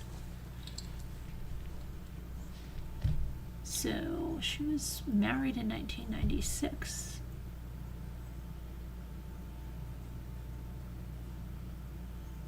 So she was 34. Okay.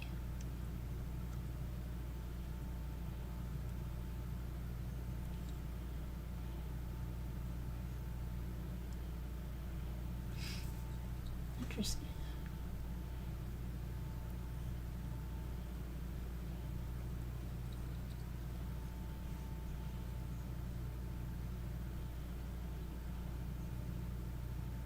It's very sad, so yeah, prayers for her too. It's sad.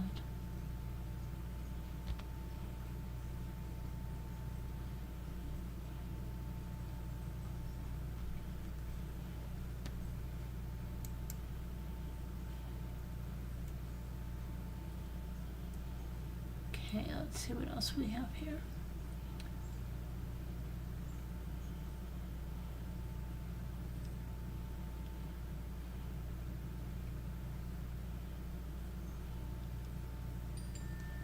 Let's just see.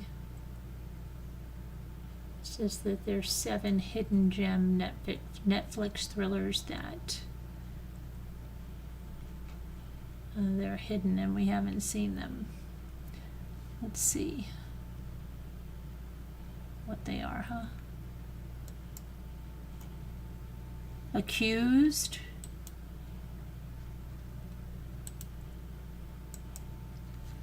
Well, I did enjoy The Lost Daughter, and that's one that was recommended to us.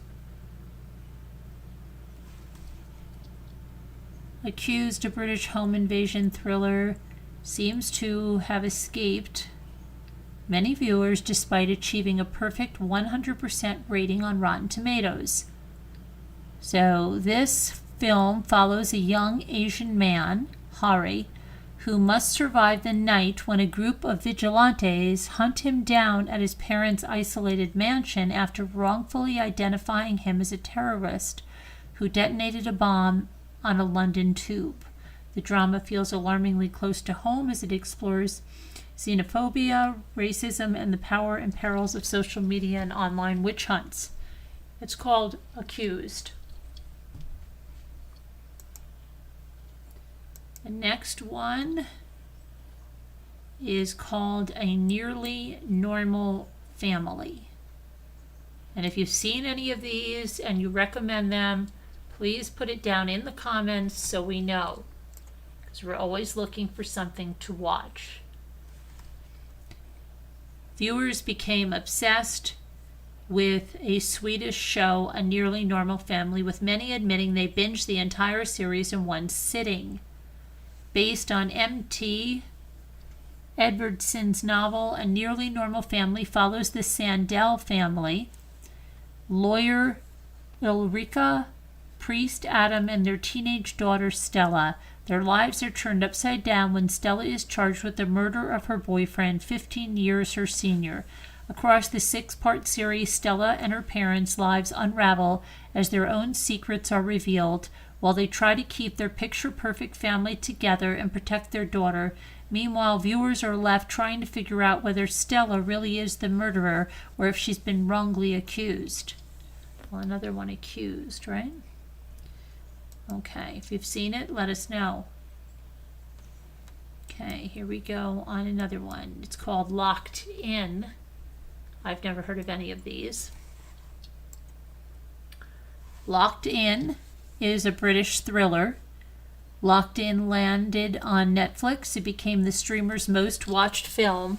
It's notched up to 17.8 million views in 1 week. The story follows a nurse who's investigating how one of her patients was hit by a car and left only able to communicate via blinking, ended up there. Through her blinks, Catherine reveals to her carer, Nikki, that a murder has taken place. What ensues is a series of flashbacks to Catherine's life before the incident and before she adopted her late best friend's daughter, Lena.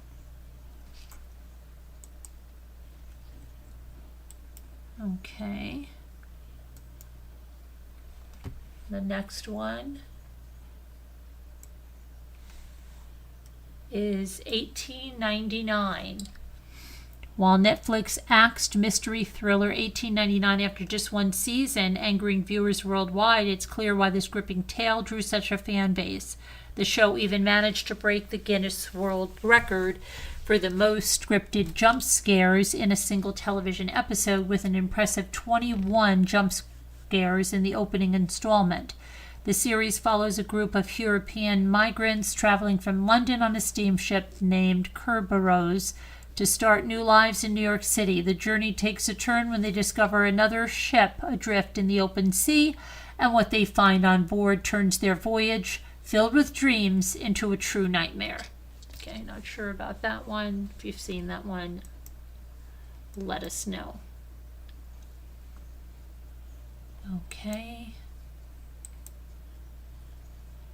Next one would be something called Spiderhead, which doesn't sound good. Somebody said something about a spider head recently. I was wondering. They said something, a spider head. I just not read it. Despite starring Hollywood icon Chris Hemsworth, many viewers felt the thriller Spiderhead was undermarketed and slipped under the radar.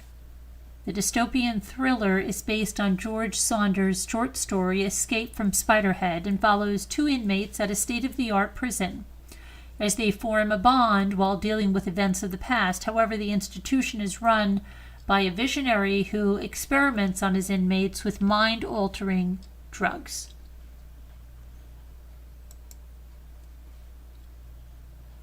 Okay. Another one is called The Killer. And that just needs to stay over here. Let's go, get over there. The Killer. David Fincher's nail-biting thriller was dubbed the best film of the year when it joined the platform in 2023. The film sees Michael Fassbender star as the killer who becomes embroiled in an international manhunt after a hit goes wrong. Tilda Swinton, Sophie Charlotte, Monique Ganderton, Arliss Howard, and Charles Parnell also feature in the cast.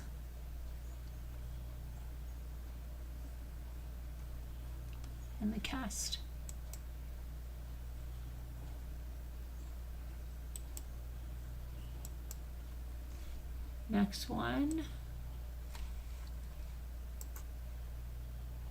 is Rebirth. 2016 film Rebirth, which stars the Cabin in the Woods actor Franz Kranz as a twisted psychological thriller. The film follows a white-collar suburban dad who rekindles his friendship with a long-lost colleague buddy, Zach, who has just finished a self-actualization program called Rebirth. Zach convinces Kyle to join him on a weekend-long rebirth retreat, handing over all his personal possessions, which starts a journey down a bizarre rabbit hole of psychodrama, seduction, and violence.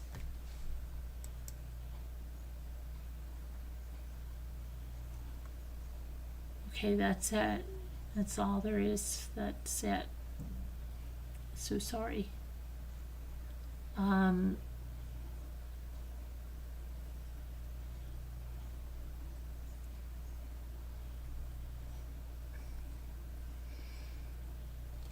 Okay, so let's see what you guys said. If any of you watched any of those, or any of you can recommend any of those. Hi, Sassy Darcy. You just recently watched a movie called Trap about a serial killer.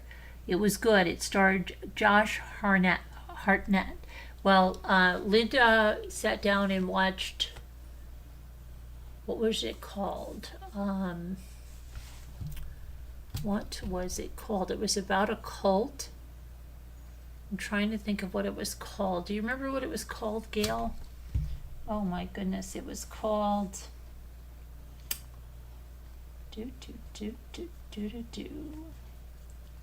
Wasn't Conspiracy. It was called... It had the guy that played Dirty John in it. Oh my goodness.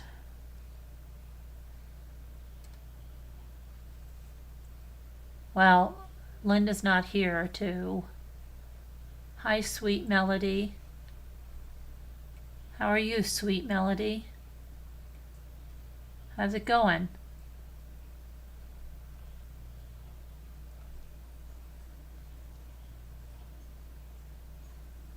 Sweet Melody. Did you already cover Vallow Daybell? Yeah, I did. I did. It's the first part of this video. Thanks for coming in, Sweet Melody. Appreciate that. Okay. So... No, it was last night. It wasn't Survive. It was like, oh boy. I can't think of the name right now. I cannot think of the name. Maybe the word Cookie Daily Puzzle will help me. Where is Linda? Where is Linda? Linda. Where did she go? Okay.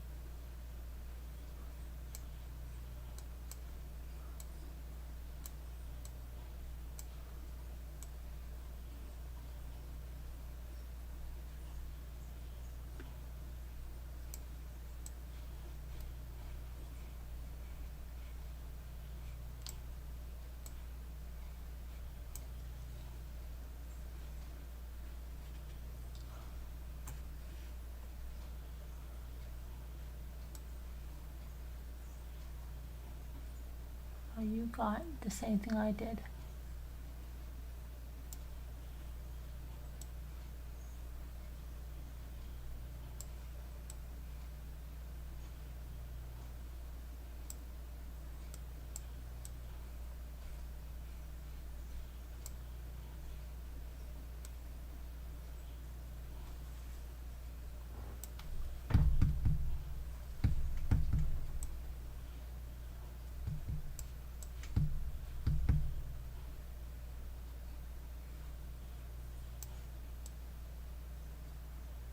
I thought I did ring.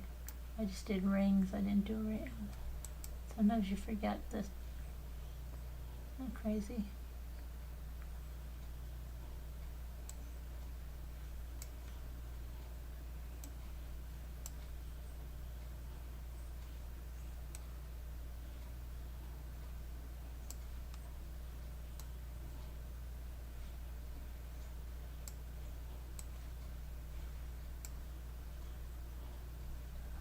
Okay.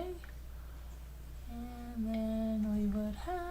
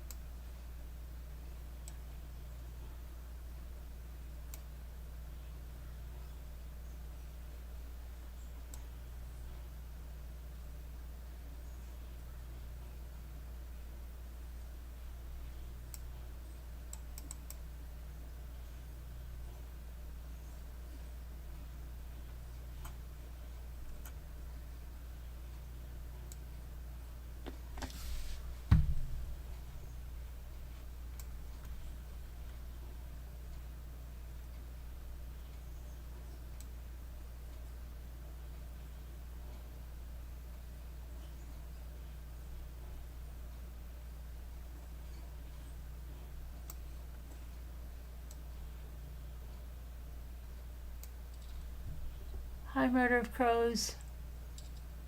Oh, sign. Yeah. Very good, Murder of Crows. Right, signs. Yes. Iris. Very good. There you go, Murder of Crows. Thanks for coming in and helping us solve the daily puzzle.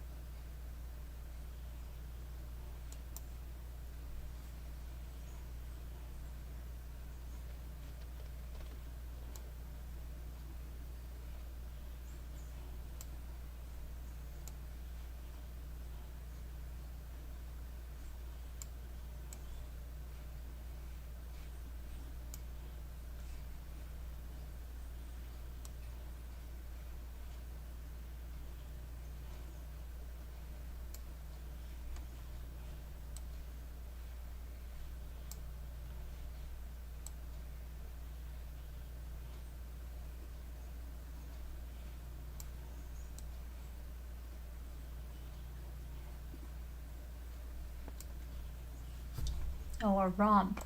Yes, a romp-a-stomp. Romp-a-stompers. A romp. Oh, a moan. Right.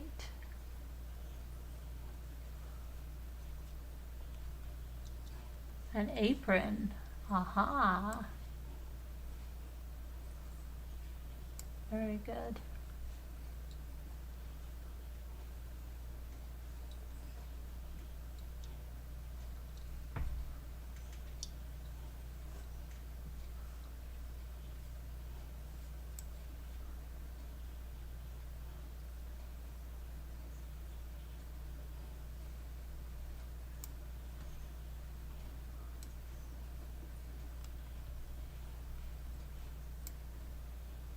Oh, a Roman. I should get that right. Roman, my grand dog.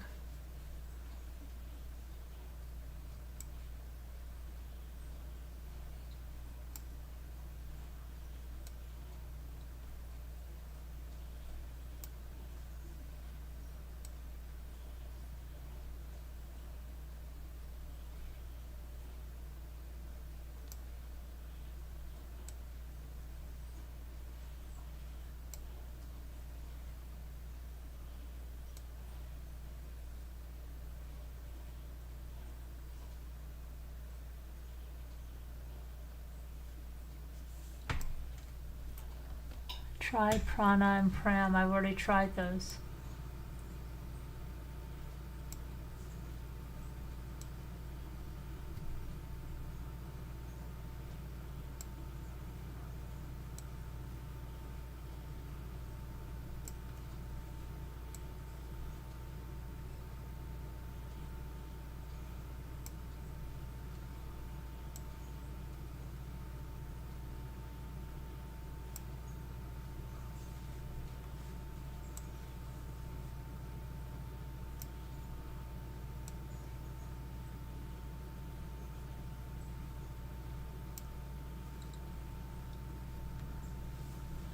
Karma. I think I tried that. Yeah.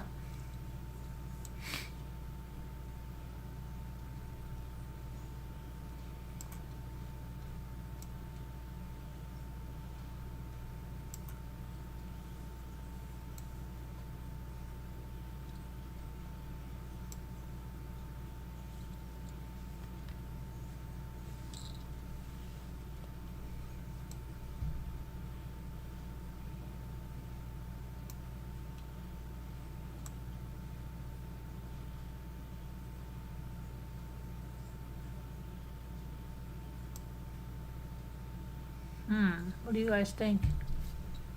What do you think?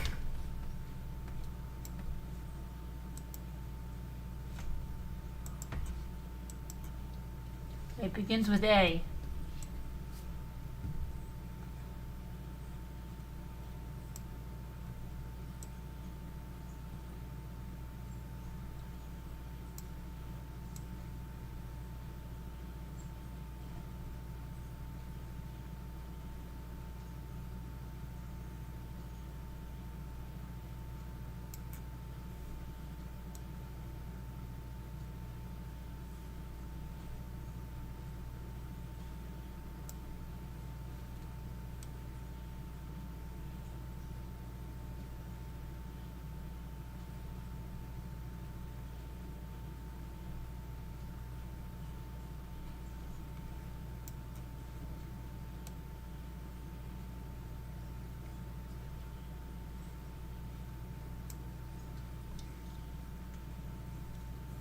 I thought I did armor and it didn't. No, you can't do armor. There's only one.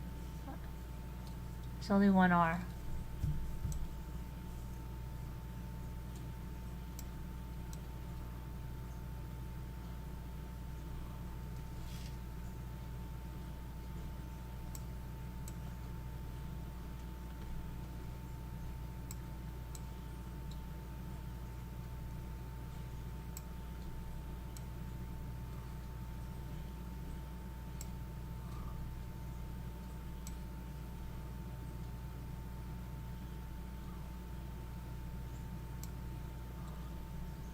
Aroma. That's probably it. Very good. Thank you, Heart.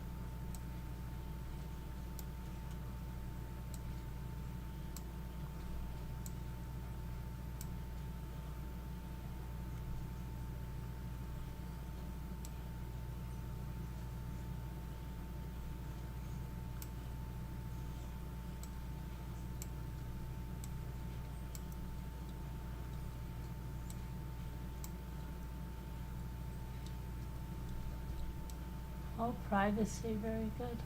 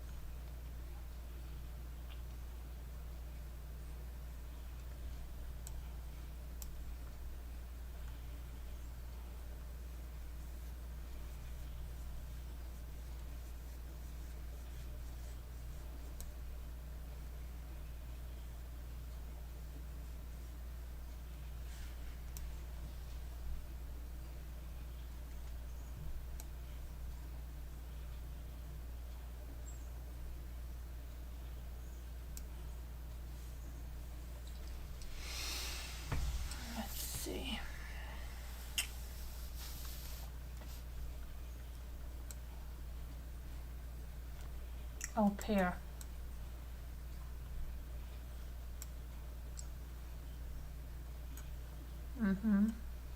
And then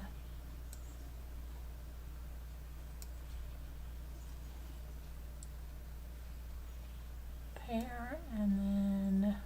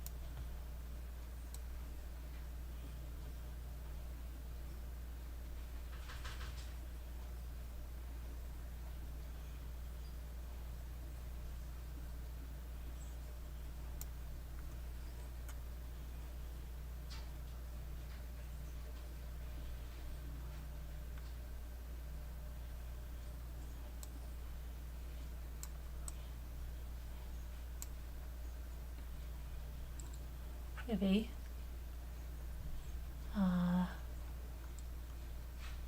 Liker. Okay. Pricey. Almost.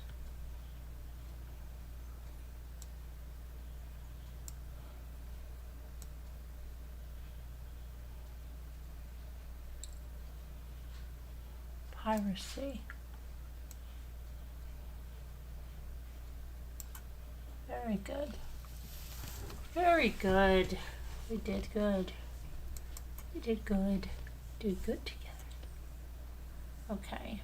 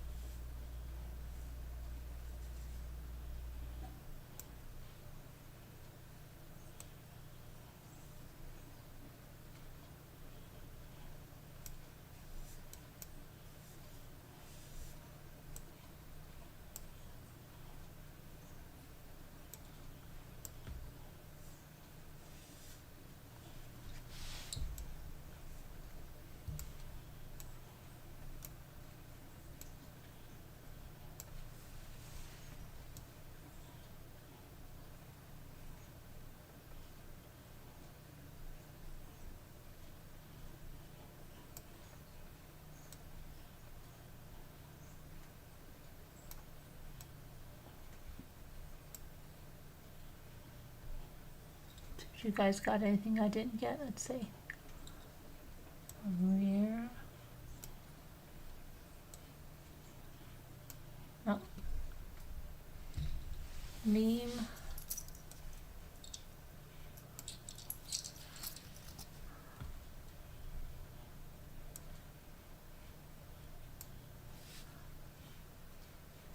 More. Memo.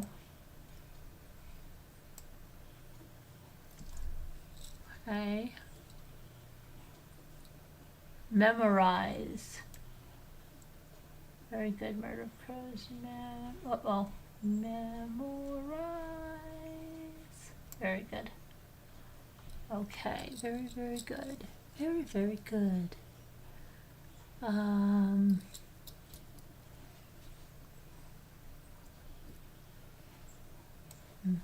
about row? Yep. And then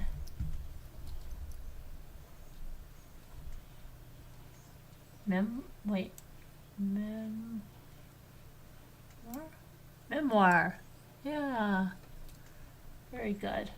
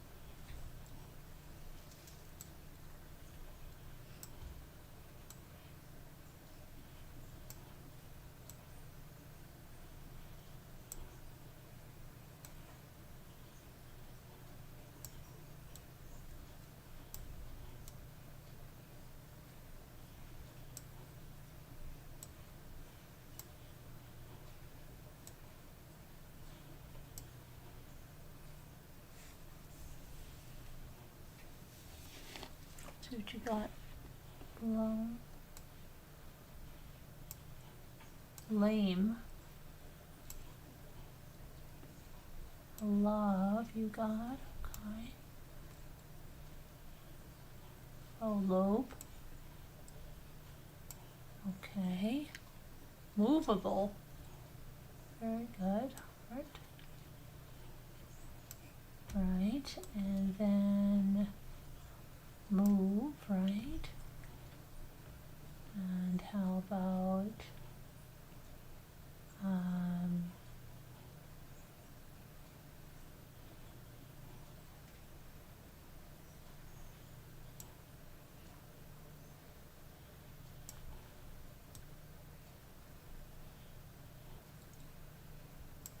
feel? Okay. Well, I think I have that up there. Yes, I do. Okay.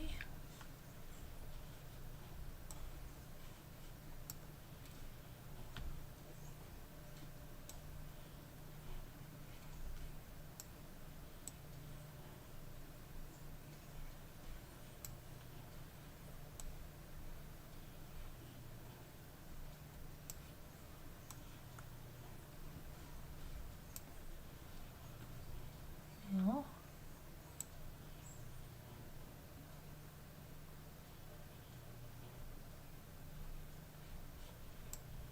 Bomb.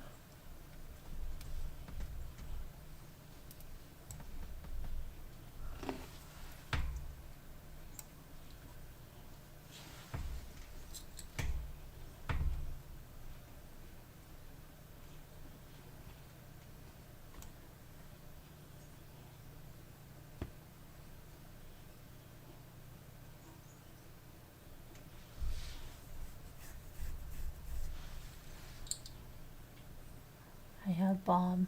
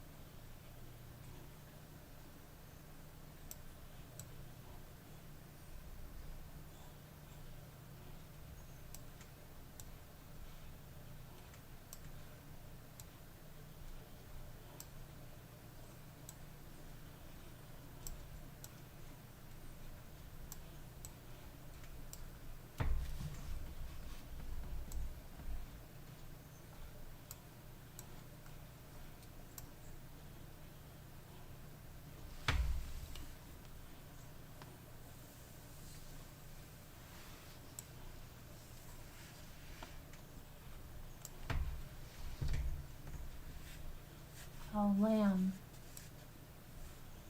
No, yeah, so that's above, but I'm looking for below. That's, hmm.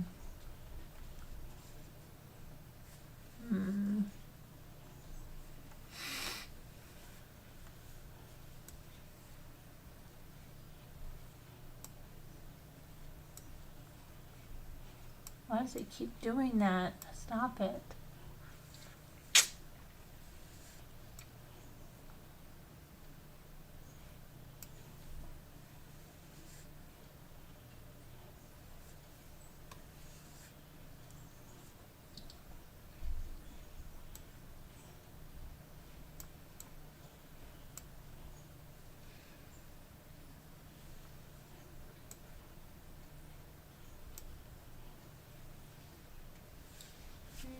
No, I'm okay.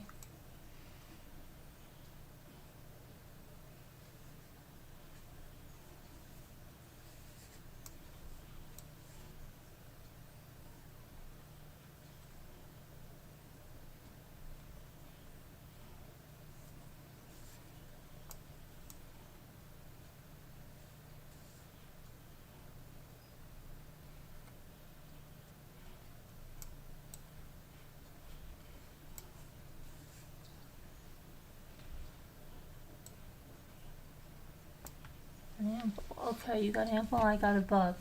Hey, hi, it's just me. How are you doing?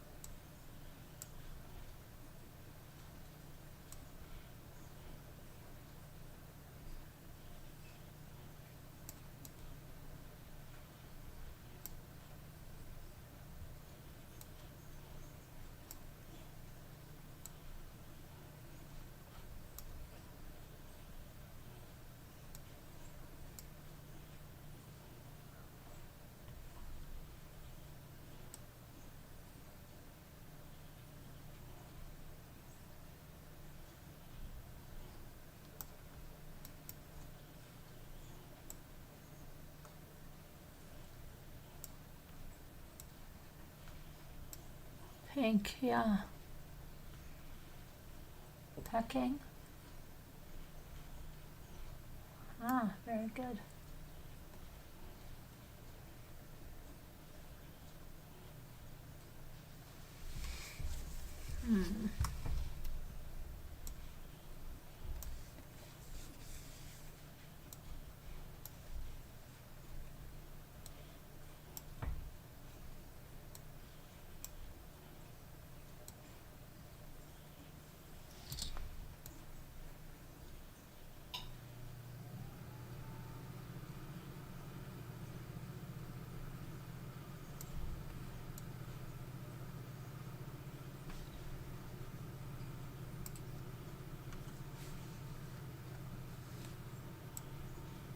Uh-oh. Pie I'm trying to get.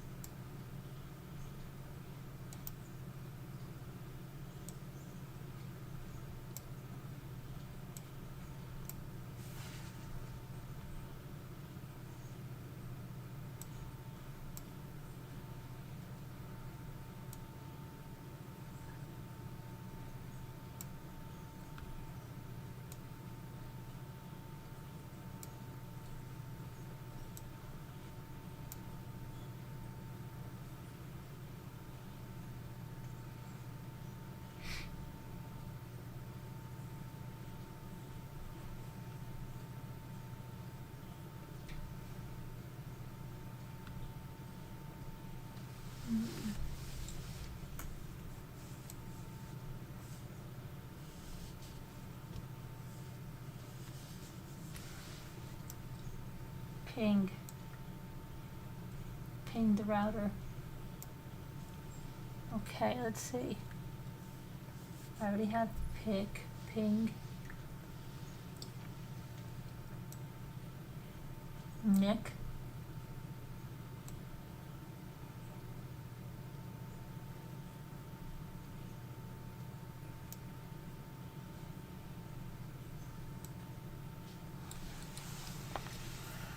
Okay,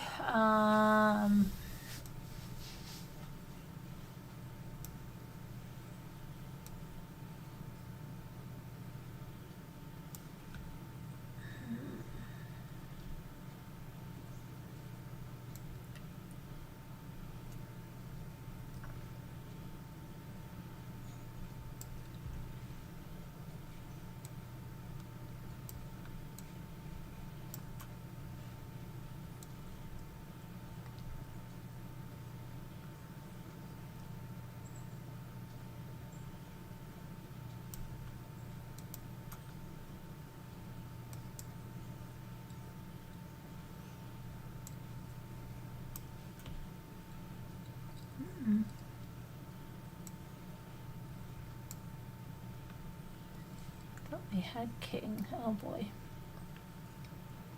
Epic. That's good. Neck. Very good. And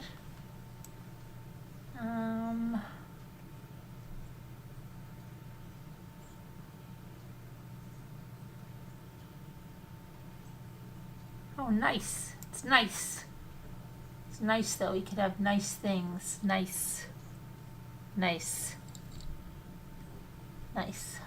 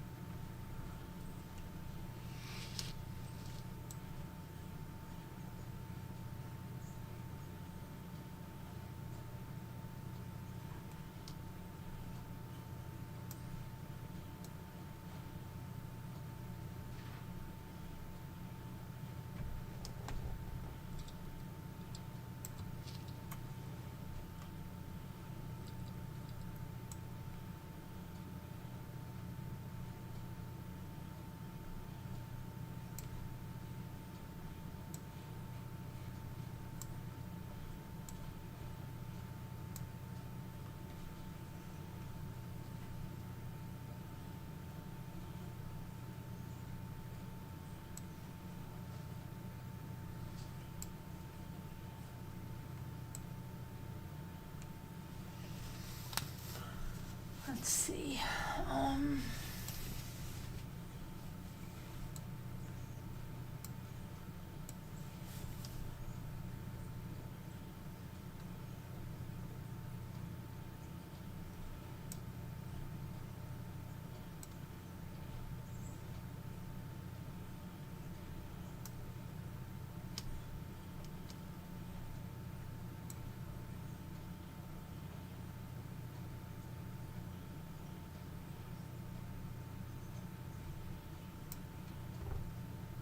paste, and then has to be SE. Thought we did SEA.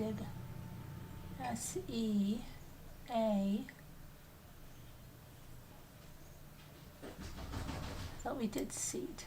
We did SEA. Can't be. It has SES.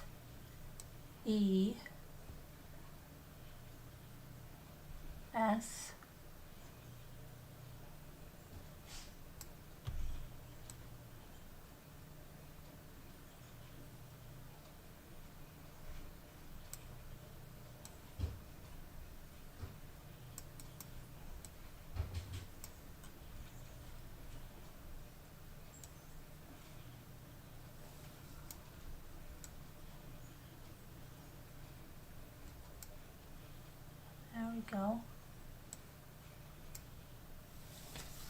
Alright, so this has got to be, didn't do T over there. Now, how did we not do that?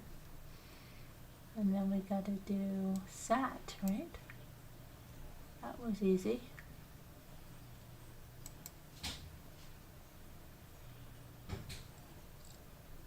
Right.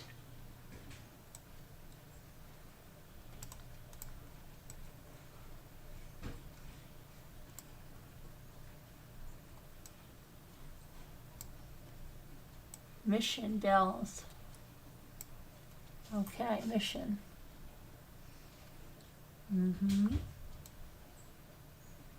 Moss. Miss.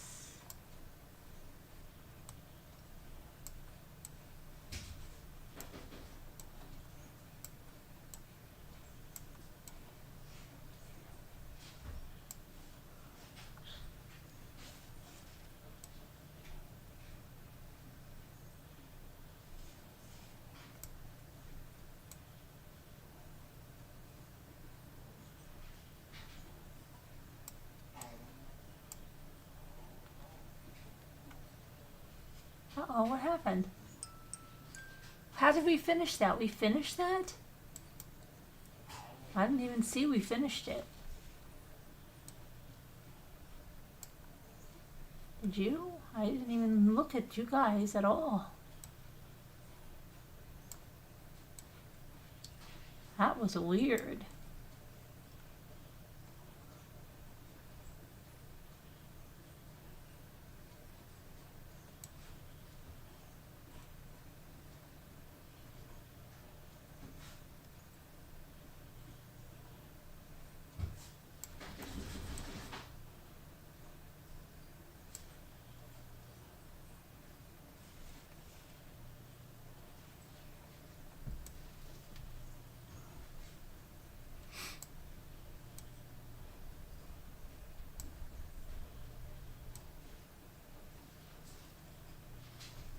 It's got to have 2 O's in it, a mono.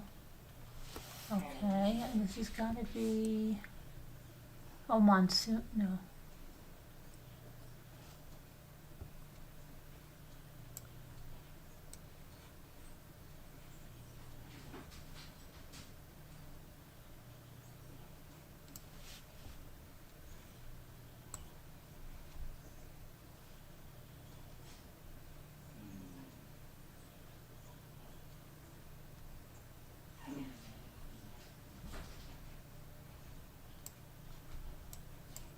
Hold on, I can't, my mouse won't work. I know what I want to do. No.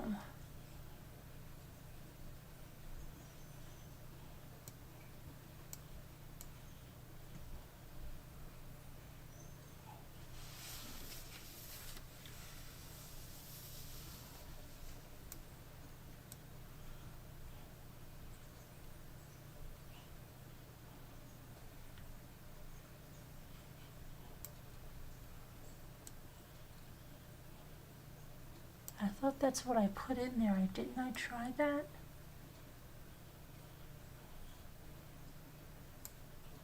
What did I do? I thought I did that very close. Okay, thank you.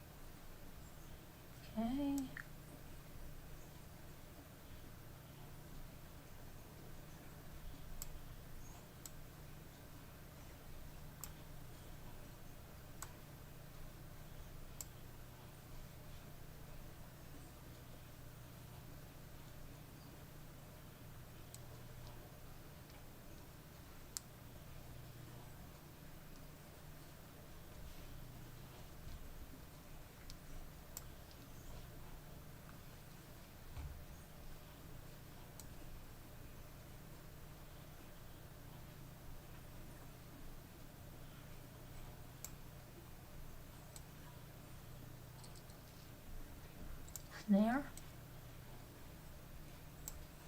Very good. Very good, everybody. Very good.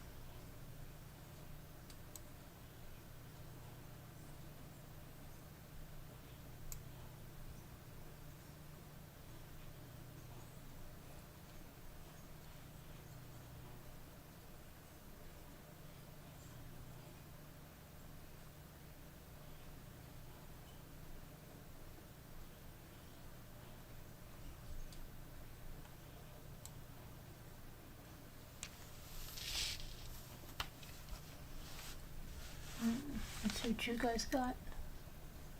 Info. Okay. Fire. Okay. Finer, I've already got. Let's see. Fern. Inferno.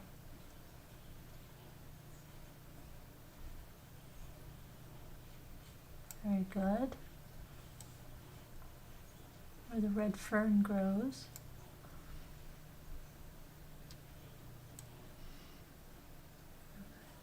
I don't think I've ever heard that.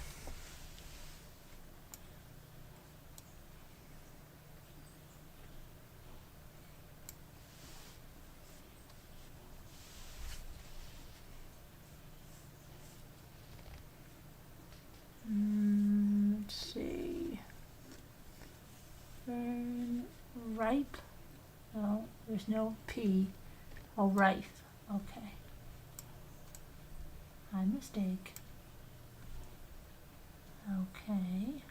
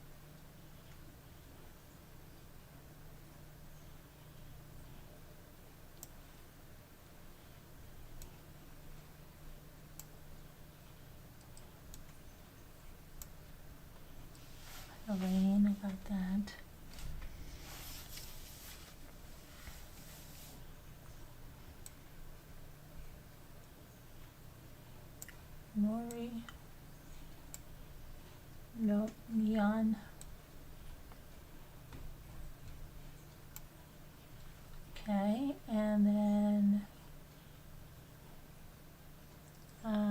inner. Okay, Murder of Crows, inner. And then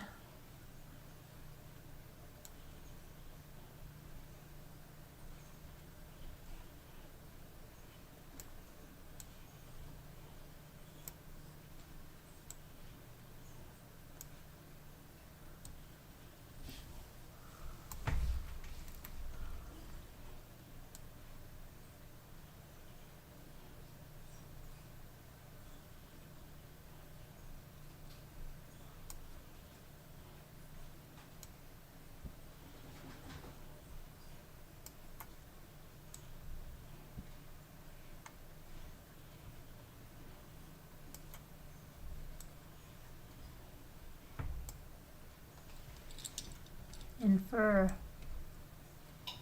Very good. We did it, we did it, we did it.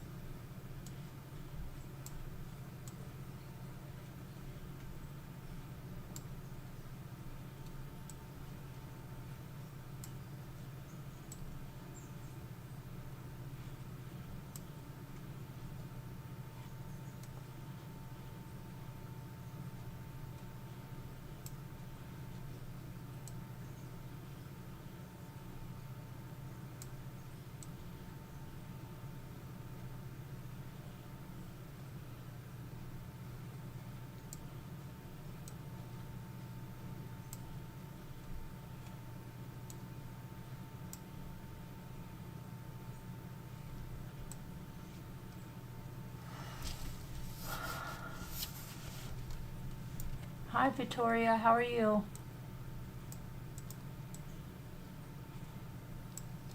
Good.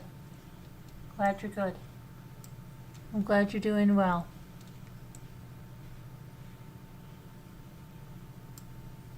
Hi, it's just me. Okay, let's see.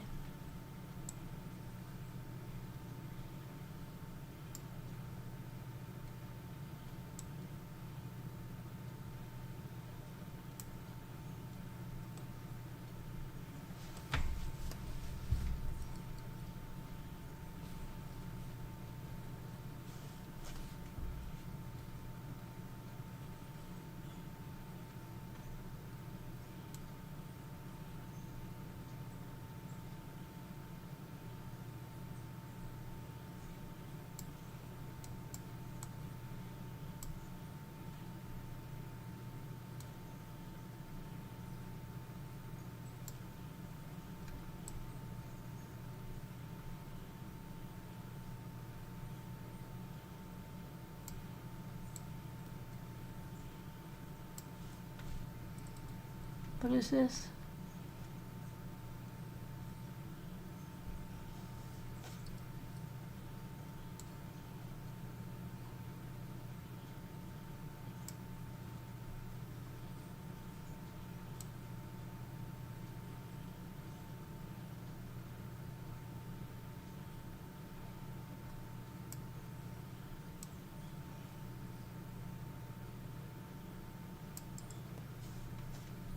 No taint?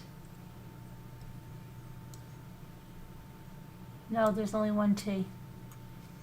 There's only one T.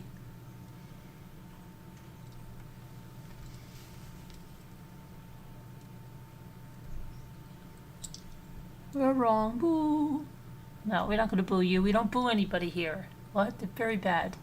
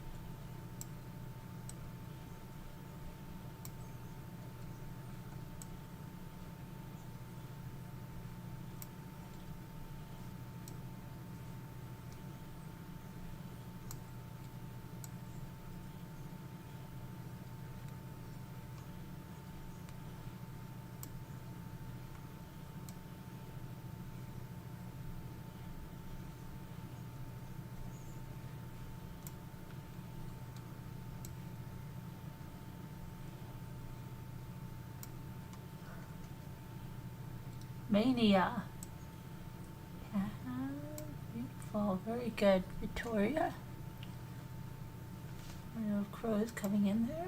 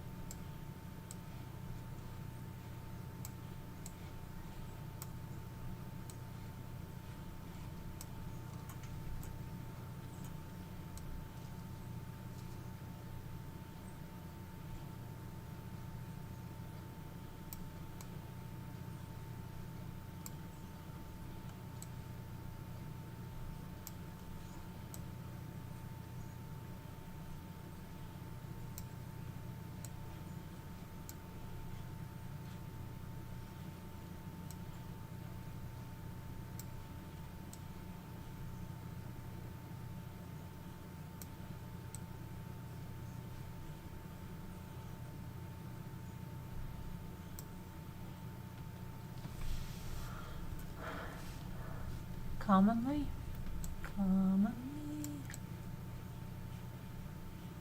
Very good, random crows.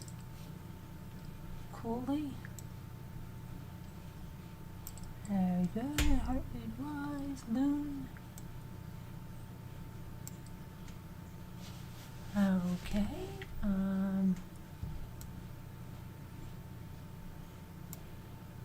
No, it didn't have Cooley. Isn't that crazy?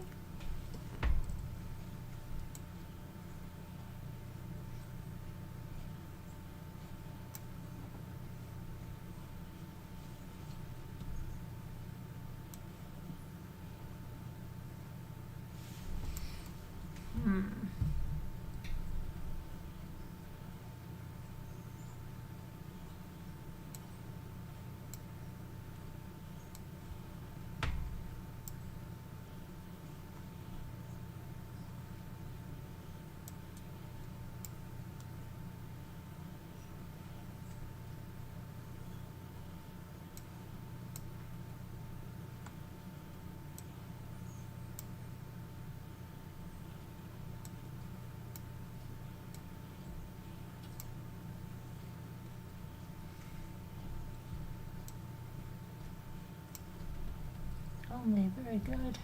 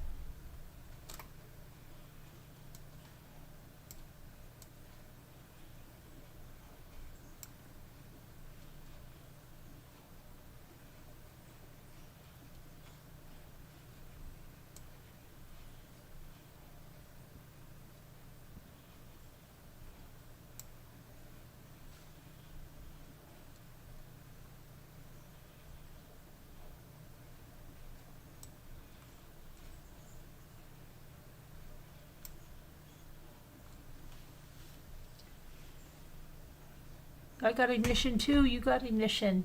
Yay! We got ignition.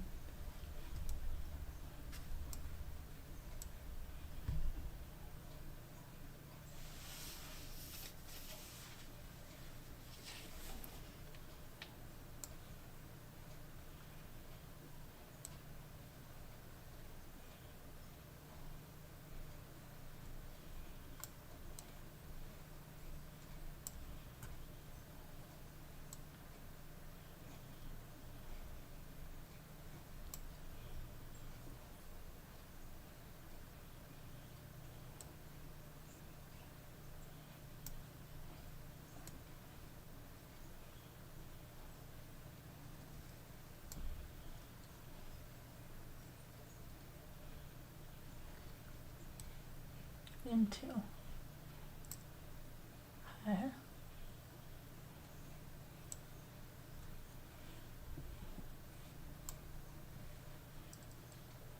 In God.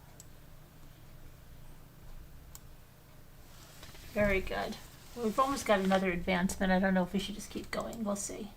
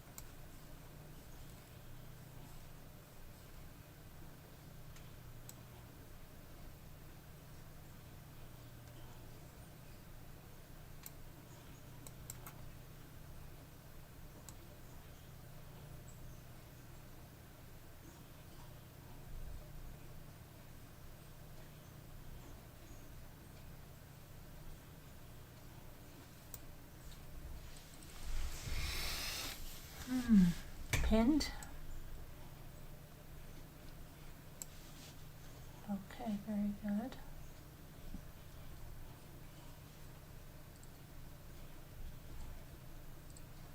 Dane. Very good. Pied. Piper.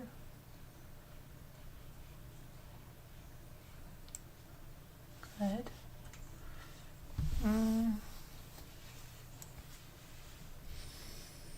Okay, let's see. One more.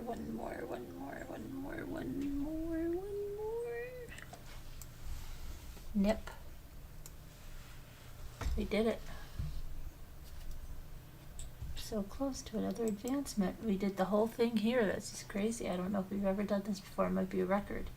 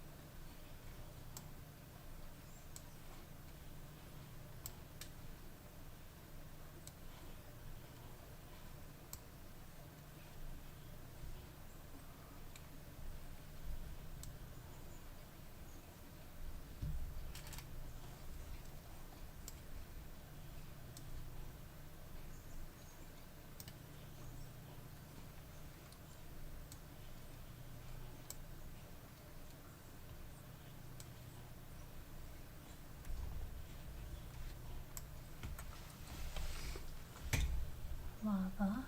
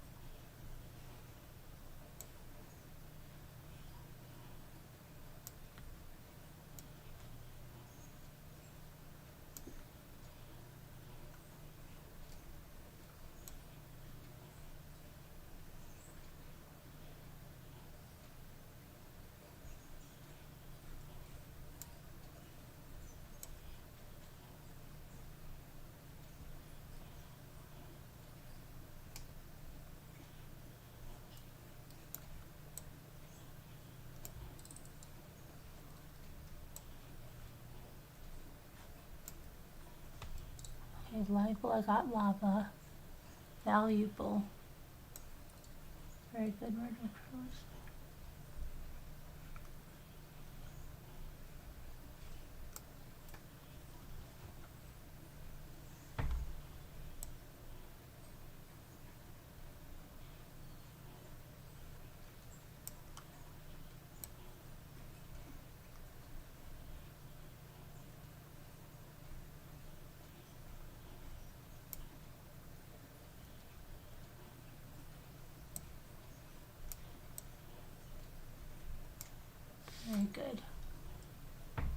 Very good.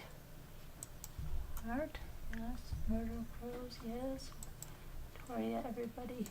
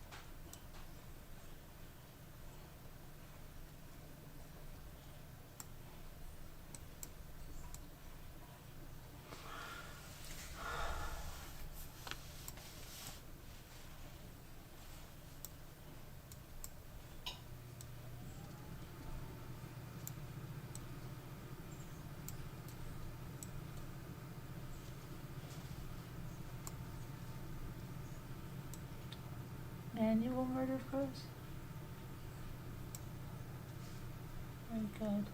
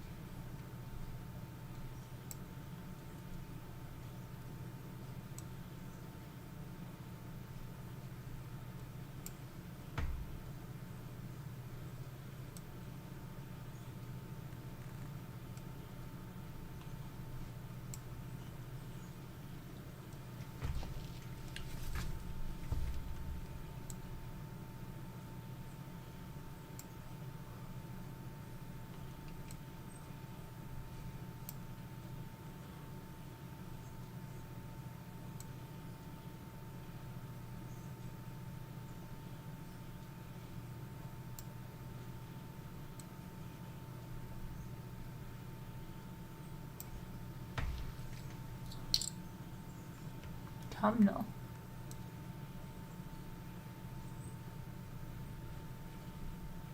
Very good.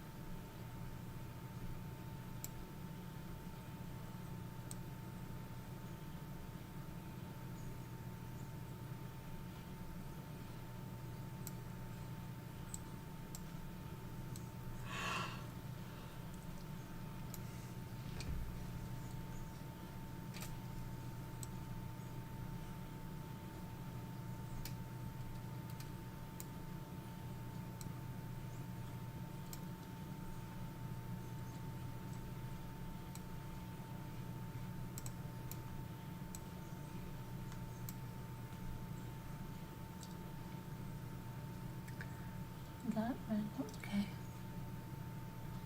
Taunt. There's only one T.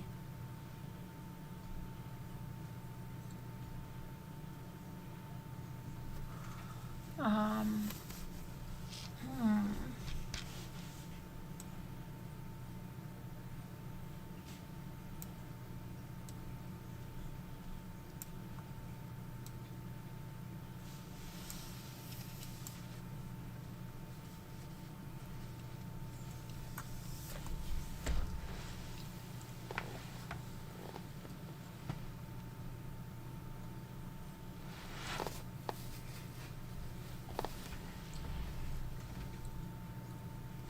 I think it's going to be time for me to go to bed.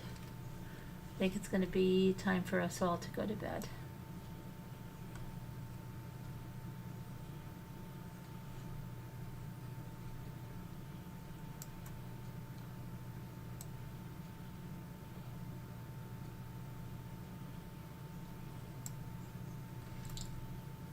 You saw what? What'd you see? I didn't see anything.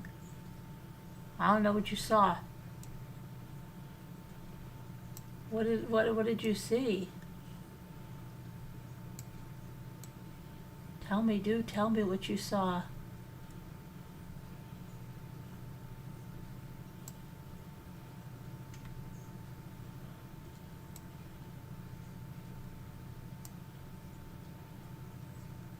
Me too. What'd you see? I don't know what you saw.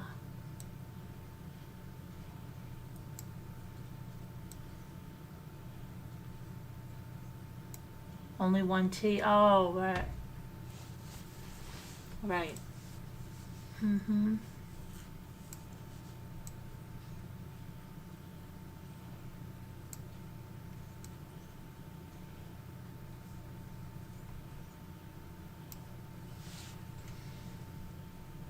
Oh, okay. I didn't know what you guys were going to say.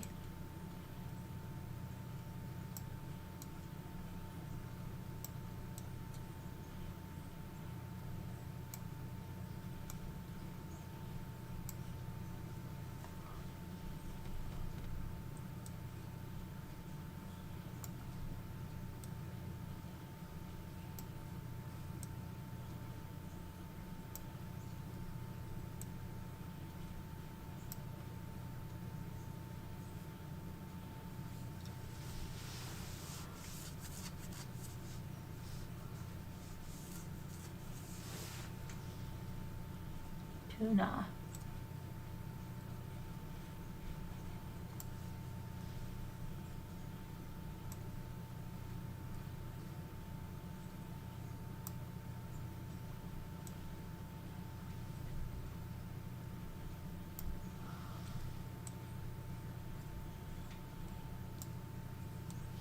I got one needle.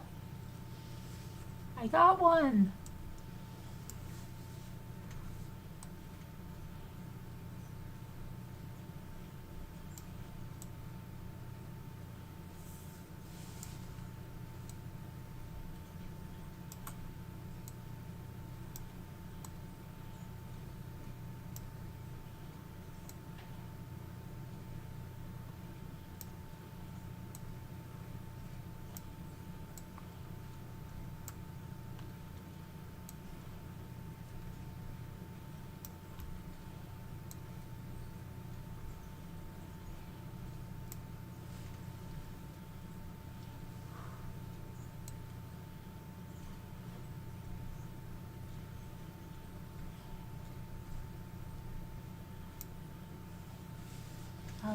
Okay. Very good.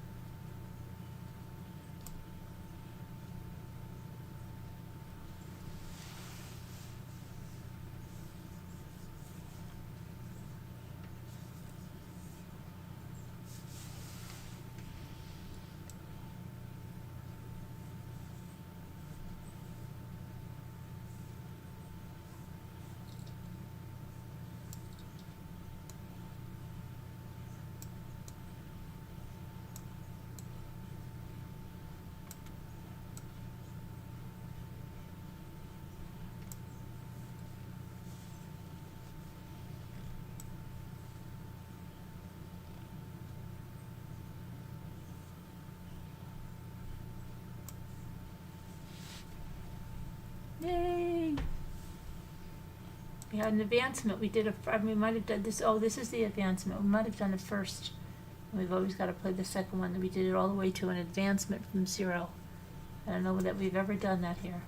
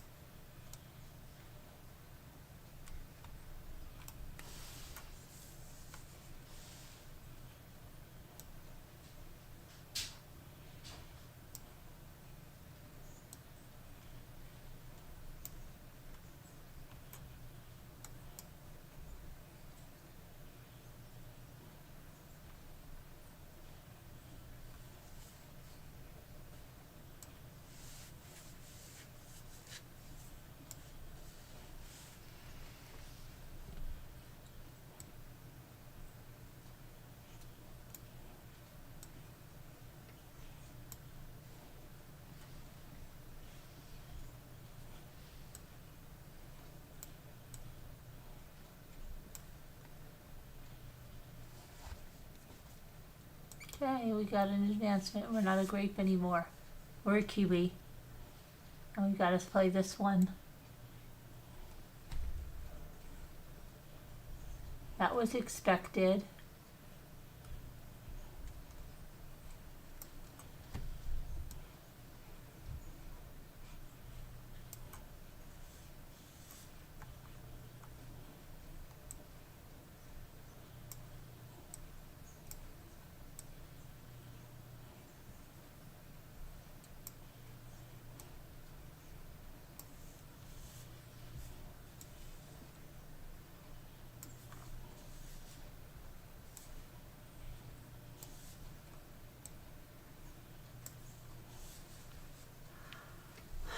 See.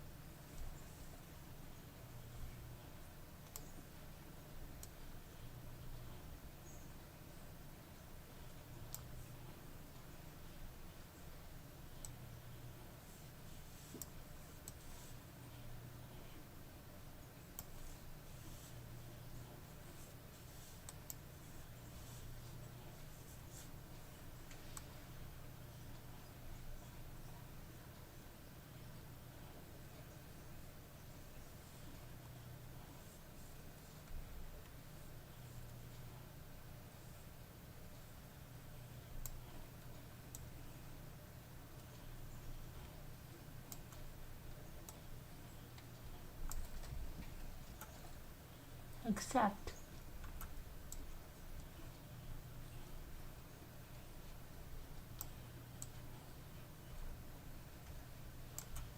Very good. Expect, we got all that. One more. Exceed.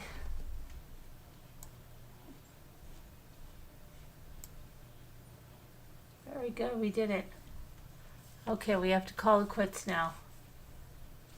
We did it. We did it. We went for a grape to a kiwi in front of everybody's eyes. We did our true crime. Love you guys. God bless. Prayers. We'll see you tomorrow. Have a good night, everybody. Be good. Be kind. We'll see you tomorrow.